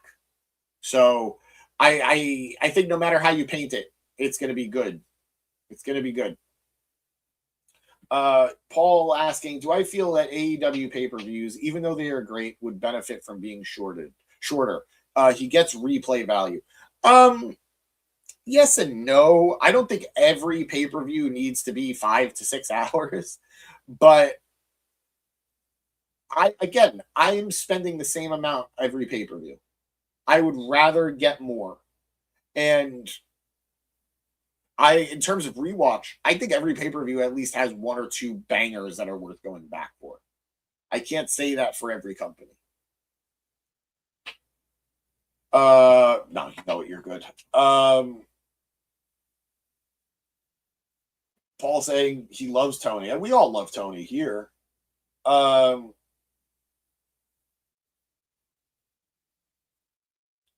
Yes, ladder. I would not mind if the Hardys had a ladder match, they win it. Eric saying Thekla thriving and not getting that all-in match is kind of sad. Hopefully whatever plan they have is better than it seems. I agree. She carried this division for months. She is a star now in a way that she wasn't before winning that title. The only thing I'll say, for better or for worse, is I think there's another match for her on the card in at least one of 2 ways.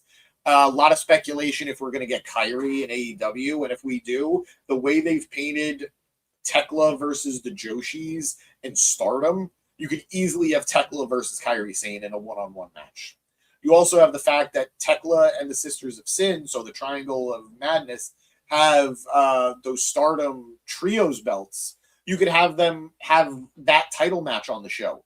No matter how you paint it, I think Tekla's gonna wrestle at All In. I would do the title match just because instead of having her versus Kairi one-on-one, you're getting 6 women on the card in its own match. So I go that way just to get as many women on the show as possible. Paul asking, even though she's a WWE chick, Tony is the Mox of AEW women. Look, I mean, Mox was a WWE guy at one point. So I don't think it matters where you come from as long as you're willing to deliver where you are now. In a fight, it's Farley. In terms of comedy, I'm more inclined to say Candy, but both were geniuses in their own way. Fernando, the mic off would be totally awesome. I actually don't know what you're saying. Oh no, yeah, no, I understand what you're saying. The mic battle would be great. Yeah, no, that would be stunning. That would be incredible.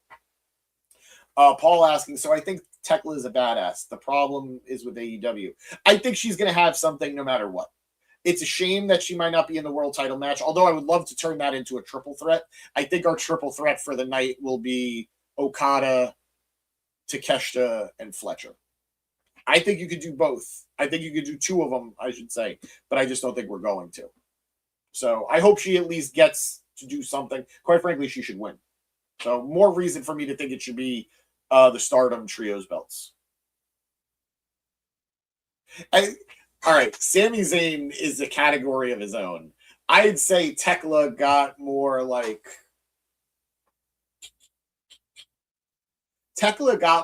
Kurt Kurt Angle was champion so many times in WWE, but was only in the World Championship match at WrestleMania, I guess twice, but really once.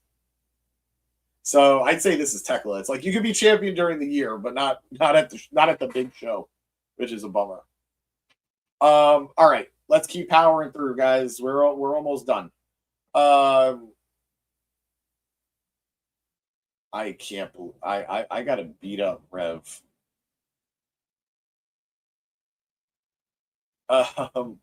Okay, we have a tag team title match as Cope and Cage took on the Death Riders. The Death Riders being Claudio Castagnoli and Pac.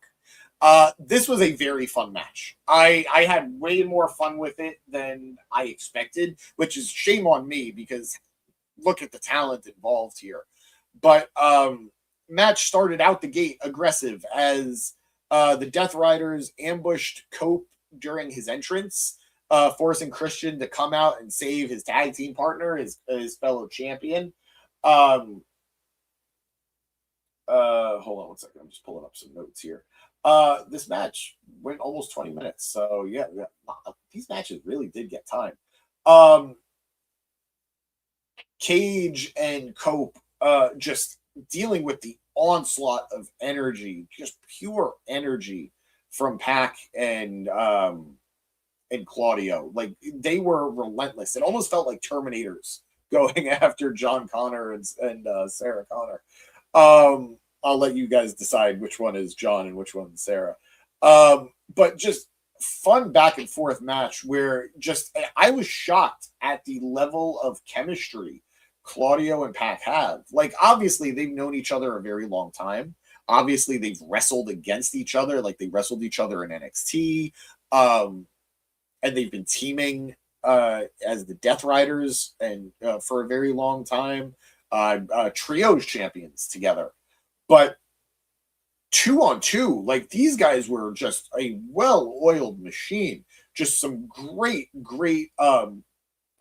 tag team moves, tag team psychology. Just I know I'm very big on the bar reuniting, but if it never happens, I would be fine with these two getting a title shot, or not a title shot, a title win at some point.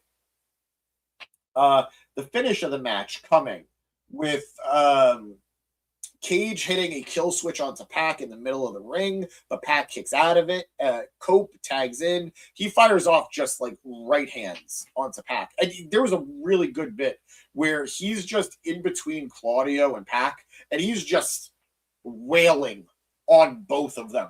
It was a little silly, but it just showed how exhausted all of these guys were and how they were just throwing the kitchen sink at one another.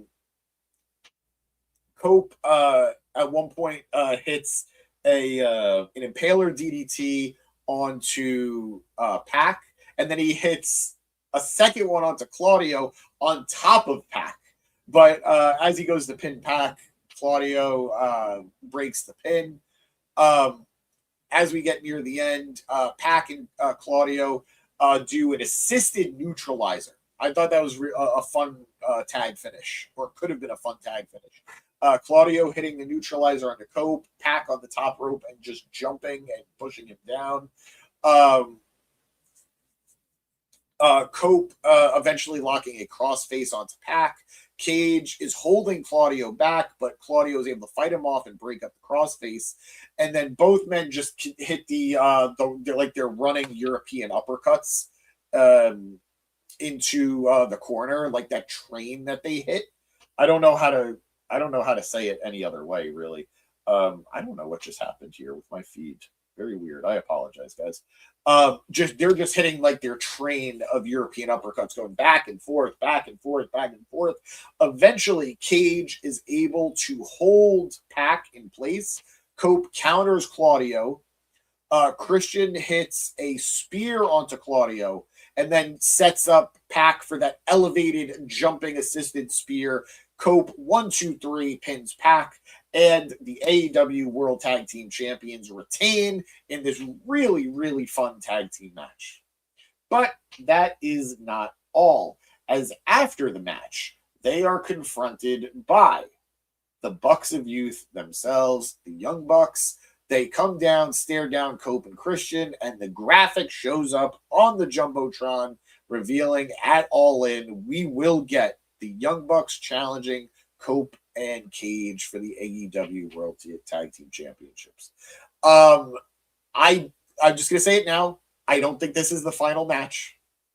I think we're going to see other teams get added to this, and I think the match is going to transform into a CLT match. We cannot say TLC in AEW, but call it a hunch. I think this was just a great way to get the excitement, the hype rolling on the title match at All In. But I don't think this is it. But even if it is, and it is just these two teams for the first time going against each other, historic, and it's going to feel special. So no matter what, I think we've got something really fun coming at All In. Going to the comments.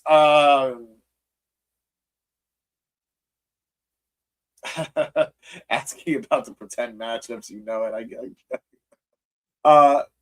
Paul saying Pac and Claudio have the best matches. He thinks Cope when he was Edge would have put over Pac and Claudio. I feel this match is 10 years overdue.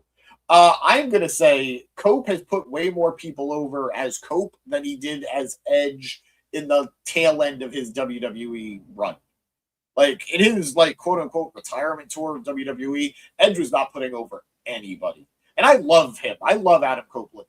But yeah, no, he's far more generous, I think, in AEW. All right, next match. We have the Painmaker, Chris Jericho, although they really only refer to him as the Painmaker, versus Tommaso Ciampa in a no-holds-barred match.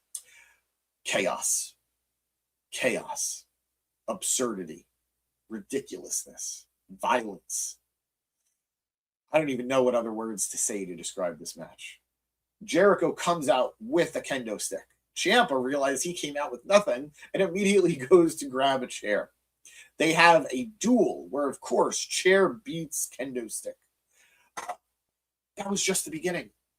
We had hockey pucks with glued on thumbtacks.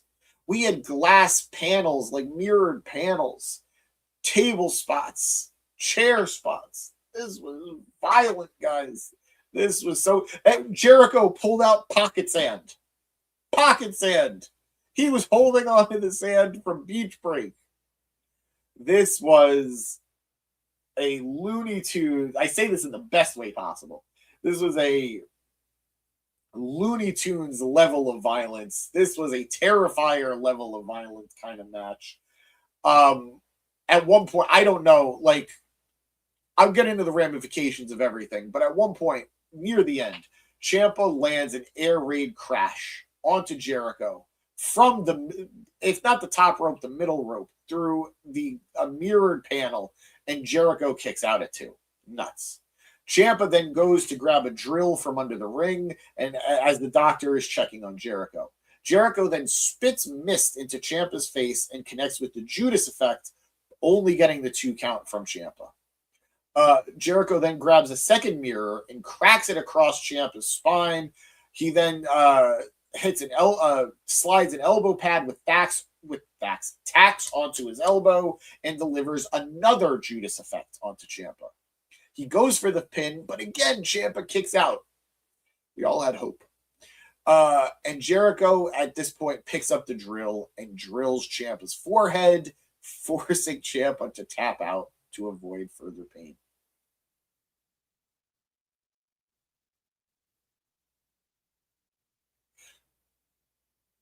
A power drill, guys. That's where we are now. We've hit power drill. This was fun. This was silly. Not supposed to take it too seriously. I didn't, and I had fun watching it. I am bummed that we are going back to the Jericho tradition of allowing his opponent to get the first win and then going to a series of 3 where Jericho wins the feud. He did it with Ricochet. He's doing it with Ciampa. It's going to happen again. It's a bummer. Like, he needs to lose a feud. Not just a match. He needs to lose a feud. But fun matchup. I'm glad that it seems like they're done. I want Ciampa to go on to do other things with other people. I don't think this was as bad as a lot of people painted it out to be in terms of the length of the feud, but I am very ready for it to be over, and I hope Ciampa is able to rebound with a big win. Going to the comments real quick. Why would you use a hockey stick in Canada?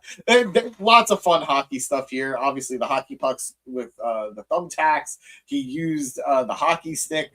At one point, the most fun, silly part of the match was they brought in a plushie of, I think it was the Oilers mascot, and Ciampa just starts beating it up, hitting a backbreaker, pile driver, all of these things onto the plushie. And then he goes to pin the plushie, and the ref goes for the count, and Jericho interrupts it. I love it. It was silly. It was stupid. I had fun. Sometimes wrestling just needs to be fun, and this was fun. Jericho, of course, posing with the plushie was hilarious, considering he's supposed to be the Painmaker. I made my peace. Apparently, people really like the Painmaker. I didn't think that was a thing, but good for you guys. This was fun and silly. I enjoyed it.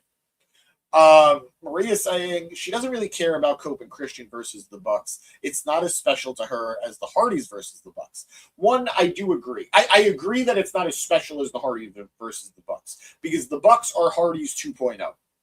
But my way of viewing it is we're not getting Cope and Christian versus the Hardys. So it is cool to see them go after the next generation Hardys. To me, that's exciting. I agree, though. I was more hype for the Hardys versus the Bucks. Paul saying he thinks pro wrestling definitely needs Looney Tunes, especially during mid-card. I'm a pro wrestling fanatic, but you need that Looney Tune act to make a perfect show. I absolutely agree. I think, to me, it's what I love about AEW. There is no one flavor in AEW. There are lots of flavors. There is the serious, dramatic 1v1s. There are the fun, silly 1v1s. There's the athletic tag team matches. And then there's the bonkers tag team matches. You have hardcore matches. You have technical classics. You have ladder matches. No two matches in AEW on the same show should feel that similar. And they very, very rarely do. So absolutely, I love stuff like this. As long as they know where to keep it and when to do it, bring it on. Yep, Maria, you're right. It's not Jericho, it's the Painmaker, but I don't have it in me to say that name all that often. I'm just a guy. I'm just a man. Paul saying, what if Jericho is building feuds with vets so he could put younger guys over? I know he's going to do something with Wayne. Look, I am positive on Jericho right now, but I think it's fair to say Jericho has a thing where he likes working with whoever is hot at the moment. When he was feuding with Ricochet, Ricochet was a new hot wrestler that he hadn't worked yet. Ciampa came in with a lot of buzz to AEW, and he had never worked him in WWE or anywhere, so he wanted to work him here. Whoever is hot and whoever is a big act, that's who Jericho is going to be gravitating towards. I'm not saying Wayne isn't an option down the road, but I think there's hotter talent that he will work with sooner. Don't know who I could say right out the gate, but call it a hunch. Saying Aubrey's count was slow. Jeez. There was glass everywhere. Give her a break. Wrestling needs to do what other sports are doing and do digital counts. I am all for it in sports. If you do it in professional wrestling, you are going to take away a huge element. It's why, like, the replays, it drives me nuts from from just a logic standpoint. But if you use every replay to get rid of like things that a referee messes up, you can never have heels get over by distracting a referee or doing stuff like that. So yeah, I think we just gotta deal with it. Yep, it would perfect world. Paul saying, one thing I could say about AEW is they take care of their wrestlers. Do you think Hurt Business will be at All In because Sheldon in a ladder match is killer? I just miss them in general. I don't know why it feels like they're not doing anything, I know like they had to take time off because Bobby was hurt, but then Bobby came back. They were at Double or Nothing in that Stadium Stampede or Anarchy in the Arena, whichever one it was. And they were great in that. So I hope they do something really soon. I love the Hurt Syndicate. I hurt them. I think they're such great talent, and I don't know whether it's singles or tag. They should be doing something. Maria saying, should Danhausen beat Dom Mysterio for the AAA championship? It's complicated. I think he is over enough to justify it, and championships are not what's really important in AAA. Like in AAA, in Lucha in general, belts are more props than anywhere else. Like there are things that are more important, like masks or hair or like certain storylines. So why not? It's not like Dom's doing that much with it right now either. Like I'm paying attention down in AAA. He's doing stuff, but he's not the hot act he was a little while ago. So I'd be fine with it. Good for him. It's a belt that he could have that doesn't disrupt things in WWE. And I feel bad saying that in regards to AAA, but like they're gonna love it, so why not? Oh Jesus. Paul saying he feels Tony versus Vince. Tony has the benefit of social media to affect booking. I mean, Vince and WWE had that too. They just don't listen most of the time. They arguably they heard it and then would push against it. Tony is the guy who debuted Nina Shirakawa to new music that fans hated. He paid attention, and by the time she won the match, went back to her old music that everybody loves. It's not the tools you have, it's how you use them. And he uses them to try and listen, it seems. So you're saying Jericho sucks the soul out of younger, hot talent. I'm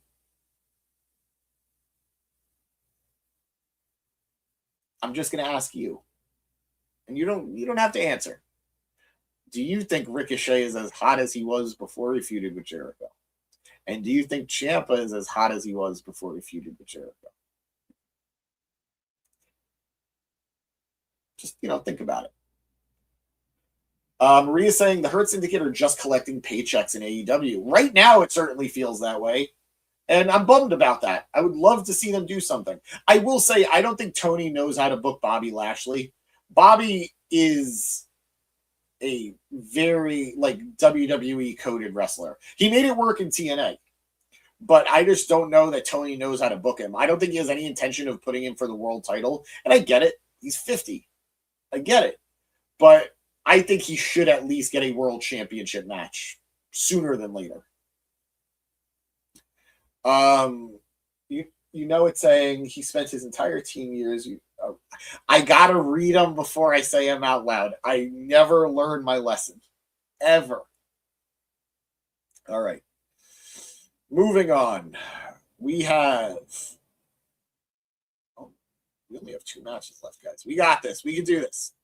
The AEW National Championship on the line as Mark Davis of the Don Callis family defends his title against Andrade El Ídolo.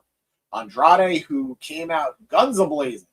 But hold on, what's this last comment before I keep going? I'm going to skip over the fight for right now, but I would give it to No, I'm just going to say Charlie Sheen would win. Ricochet is hard to book because you can hate him but love his wrestling, but everyone in AEW wrestles like Ricochet. I think the reality is he's found a way to make the style work for him as a heel because he's so cocky and he portrays that with his moveset. But yeah, he is just it's for me it's fun to hate him. He's very fun to hate. But going to this match with Davis and Andrade came out guns a-blazing. As soon as the bell rang, he goes straight for Davis and hits him with the Dias de los Muertos. Only gets the 2 count, though. He tries going for his finish, but Davis is able to fight him out of it. Andrade just chops at him in the midsection, uses the ropes to wear his arm down. He lands a big crossbody off the top rope, goes for the pin, but Davis is able to roll out of the way to avoid being pinned. Andrade does his bit with the lady fans ringside, takes a selfie with her, but Davis catches Andrade with a forearm and gets him back into the ring. I'm going to fast forward a little bit here, guys. I do apologize. It's just we're getting late. Andrade hits his signature double moonsault onto Davis. He tears off his pants to reveal a pair of white trunks and looks to connect with a frog splash onto Davis. Davis does get the knees up, but Andrade is able to roll Davis up. Davis kicks out, but Andrade catches him with another Dias de los Muertos and follows it up with the DM for the win. This is Andrade El Ídolo's, I believe, first singles championship in AEW. Congratulations to Andrade. Andrade coming back to AEW. I think we were all kind of hesitant at best to get invested again after the back and forth with him in WWE and AEW, back to WWE, back to AEW. But he's wrestling like he's got something to prove. And my God, is he proving it. I am rooting for him so hard. He's reminding us how gosh darn great he is in general. I would love to hear that he is world champion in 2027 at some point. But he does have to get through All In, where I am sure he will be wrestling MJF for the AEW National Championship. I was kind of expecting MJF to get involved in this match. Clearly it didn't happen, and clearly they wanted their match to be a title match at the pay-per-view.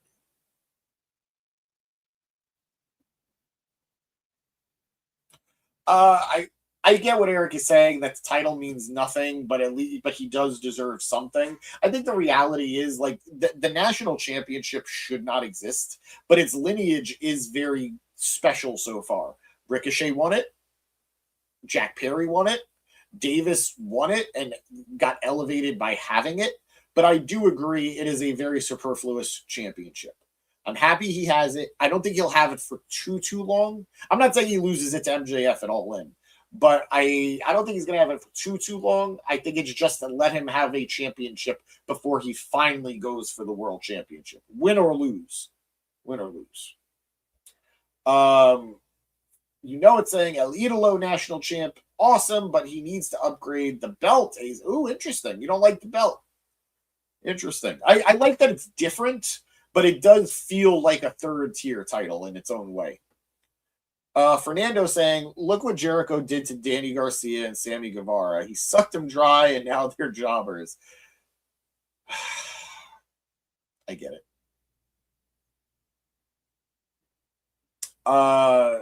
It's saying he's bigger than that title. I agree, but I don't think he was going to take the international title off of Fletcher. I think that's going to Takeshita. The TNT title, arguably he could have taken the TNT title off of Knight, but I think Knight having the belt after losing the world title match is going to be a very interesting story. We'll see. Let's see. Maybe he loses it All In, and it could have been to Andrade, but I think that's the way to go for now. And what's the other one? The Continental title is not leaving Mox unless it's a main event star who's going to take it off of him. So, not that Andrade hasn't proven himself to be a worthy of the main event star status, but yeah, I think this was the belt that made the most sense for him to win at the moment. Fernando saying MJF is very lucky he survived Jericho. Look, they did have some very memorable and fun moments between them in their feud, their storyline as a team, everything. But like all things Jericho, it just went for far too long. Far too long. He didn't need to win the feud. Paul saying the national title needs a facelift. Seems to be the consensus. It's saying Andrade did say he's going to take all Don's titles. Did he not? I believe you. I remember Hangman saying he wants to listing all the mid-card titles he can now go for. But I believe you on this one. My brain is starting to not work. All right, real quick. I will say, I don't think there's a right answer or a wrong answer. I think all three live action Spider-Men have been incredible. I can't pick one. Hey, relax. Relax, you know it. Finally, our final match of the night, we have the AEW Women's World Championship on the line as Thekla defends against Willow Nightingale. I hope Maria's still with us because this one's for her. Again, a lot of ferocity as right out the gate, Willow is just beating down, blaring down onto Thekla. She hits a pounce right out the gate, a spine buster right out the gate, and she's just just absolutely unloading on Thekla. Thekla, who, of course, being the toxic spider that she is, lands on her feet and is able to counter Willow at several instances. Guys, I apologize. The match was great, truly great, and I think there were multiple moments where I thought Thekla was actually going to retain. But going to the finish of the match, Willow catches Thekla with a big power bomb and goes for the pin, but Sky Blue had come out and placed Tekla's foot on the bottom rope to break the hold. Willow then goes outside and power bombs Sky Blue onto the floor, which was rough. Thekla then caught Willow with a spear, where I think everybody thought this was it. I know I did. I really thought that Thekla got her there. The spear and sets up for the curb stomp, but Willow was able to counter it into a roll-up and surprises the champion. 1, 2, 3, wins her first ever AEW Women's World Championship and becomes the very first AEW Women's Grand Slam champion. This really was, I know I'm not doing this match justice. I do apologize, guys. It was so fun. These two have great chemistry. And like I said, at one point or another, I thought Willow was done for it. I thought Thekla had it won. She hit a big Willow hit the Death Valley driver to Thekla, where I think that sort of changed everything up. But it wasn't until she started to cheat, where she had her hand on the rope. That's truly where the momentum shifted. And I'm sad. I'm sad right now, guys. I know I'm kind of babbling a little bit. I'm sad that Thekla is not going to be in this match at All In, or it seems like she's not going to be at the match at All In. She absolutely carried this division in the absence of Toni Storm, in the absence of Mercedes Moné. Although Mercedes was there for a good bit of Tekla's run, I think, in the beginning. It is sad because she was the star of the division. But I do have a feeling they still have something special for her at All In. I think we're going to get something fun for her. But this is an instance, I don't care. Let there just be 2 triple threats. She should have gone into All In as champion, in my opinion. I'm very, very, very, very, very happy for Willow. And if it is just Willow and Mercedes, we know from history they're going to have a great match. But I feel bad for Thekla. It's saying Thekla was robbed. Paul saying Willow seems like that girl you date that'll beat up all your exes. If she wants to, I'm not going to tell her no. Eric saying Mercedes definitely wins. Otherwise, they could have just made it a triple threat and had Willow win at All In. I'm inclined to agree with you, although I don't want Maria to explode. I do think more than likely Mercedes is going to win, which is why I'm sad that Willow won it too, because she didn't deserve to have her first title reign be a month reign. But hey, I guess when you become the first women's Grand Slam champion, you can afford to have a short title reign. Damn. I don't even, what? Eric saying Bailey is available to screw Willow and then immediately jump into.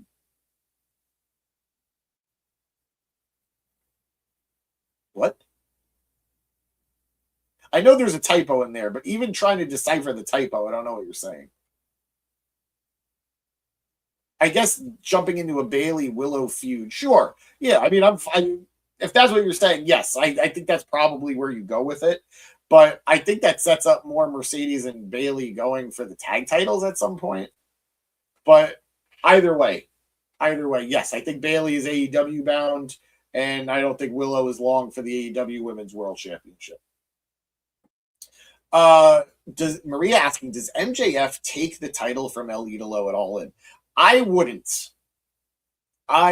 One, I do think MJF at some point should win a mid-card title. He shouldn't just be a guy who only wins the world championship. But I would not cut out Andrade. I would not cut Andrade's knees out from under him at this point. He is so popular. He is so over, and he's got such momentum. To have him win the title just to lose it to MJF at All In, I wouldn't do it. If they have a rematch and MJF does it, that's an instance where I'm okay with it. But I think Andrade needs a big win at All In. And admittedly, MJF, what did he do last year at All In? Did he lose to Darby? I don't remember. If you guys can remind me what MJF did at last year's All In, I would really appreciate it. But yeah, I'm hesitant. I think he did lose whatever he did. I'm hesitant to have him lose 2 All-Ins in a row, but I think Andrade absolutely needs to win more. Willow is not Willow. That's what you're saying about the obsession thing. Okay, interesting. I don't think she's done anything wrong here. Paul asking one last question. What's the only dream match you could do? Let's see. If I could, like, are you asking what dream match I would, like, any dream match that I could do, would it be? Confirm if that's what you're asking. Maria saying, this was an all right match. Too bad Willow is a transitional champion when she loses the title to the CEO. Look, if Mercedes wins the world title at All In, Maria, I will, God, we might have to start the show with that for you. Maybe. We'll see. But I will be very, very happy for you. That fake smile is going down. Okay. If Eric's idea comes to fruition, that it's Bayley who screws Willow out of the title. Willow Zane, what is happening? Okay, I don't need this hatred. I don't need this right now. Paul saying MJF versus Andrade is definitely the all-in card. Yeah, no, absolutely. They've been teasing their animosity for far too long for them not to pay it off. Paul saying any living dream match. Yours are Taker versus Sting, Kurt versus Bryan Danielson, or Austin versus Punk. Okay. Danielson versus Kurt was there for a long, long time. I'd say Kenny versus AJ. Kenny Omega versus AJ Styles. It would have fed families. It's a bummer. Guys, sorry to tell you, but we did it. We went through the entire show. For me, it is 2:45 a.m. I'm exhausted. But I had so much fun with each and every one of you. I really enjoyed the show tonight. I think Redemption was a hell of a show, hell of a card. I know it surprised a lot of people, and I'm happy to see that they did it. That means they over-delivered. We are officially on the road to All In. We have SummerSlam in a couple weeks. Wrestling's doing good right now, I think. I'm tired, so I'm not going to get all this right, so I apologize. But first of all, if you're a newbie and you're checking us out for the first time, thank you so much. Don't know what brought you here, but we appreciate you. Hit that like button. Hit that subscribe button. We do all the wrestling. AEW, WWE, TNA, New Japan, Ring of Honor, Lucha Companies, all of them. Indies, Hog, Produce, whatever you got, we do them. If you're one of our regulars, or even somebody who's been watching but now only talking for the first time, like Paul, we love all you guys. Fernando, you know it. Maria, Penguin, BX, Eric. I don't gotta say anything to BX and Eric, but love you guys too. All you guys, we love you. Fernando, if I didn't say you before, I apologize. We love all you guys. Thank you so much for being part of this. You guys make this as amazing as you do. You guys know the deal too. Check us out on social media. We have Facebook, we have Instagram, we have TikTok, we have Blue Sky, and we have X. What else do we got? Yeah, we will be covering SummerSlam. We will be covering All In. We're going to House of Glory on August 7th, so we're going to try to cover House of Glory. Matt's been killing it with Produce, so we're going to be covering Produce Volume 3 when that comes up very soon. And I'm going to do my best to get back into Gympact. It's been a very tough transitional period for TNA for me, but I promise you guys I'm going to do my best to get back into it. And who knows, maybe I could convince Matt to get back to Monday Night Raw. But guys, thank you truly so much. Love you guys. I had a lot of fun with all of you. This was a fun comment section. Speaking of which, let's end strong with these comments. Wow, you know it. I can't even say that. Paul saying, ooh, Kenny versus AJ over AJ versus Ospreay. Absolutely. There is a lot of history with Kenny and AJ that never got resolved. And I think both of them represented a very special time in wrestling that never got to blossom. Do a podcast after. Wait, plan for an after hours podcast. I think I'm tired that I'm not reading that right, so I apologize. Willow the wrestler is more evil than Willow, the one wish Willow, and I'm saying you guys are on something tonight. Maria's saying Austin versus Punk is her dream match. That's a good one. That is a good one. I get it. A lot of people feel that way. It seems to agree. Well, I don't know if it's about Austin and Punk or if it's about the One Wish Willow thing, but either way. Thank you, Paul. We welcome you to this group of fun people. Hopefully we get you for other shows. Please always feel free to comment. You are very welcome. You guys are all amazing as always. Both, it says. Paul likes Maria's pick for Punk versus Austin. We are exploring doing the Discord, guys. You guys have kind of been talking to us about it. We're interested. But like I said, I need to hear that you guys actually want to be a part of it because we don't want to just make it Discord and nobody's in it. So let us know if you actually want us to do that. And guys, have a great night. I am so grateful. I had a lot of good wrestling today. I'm tired. You guys should be tired too. Have a good night. Watch wrestling. Catch you on the next one. Bye.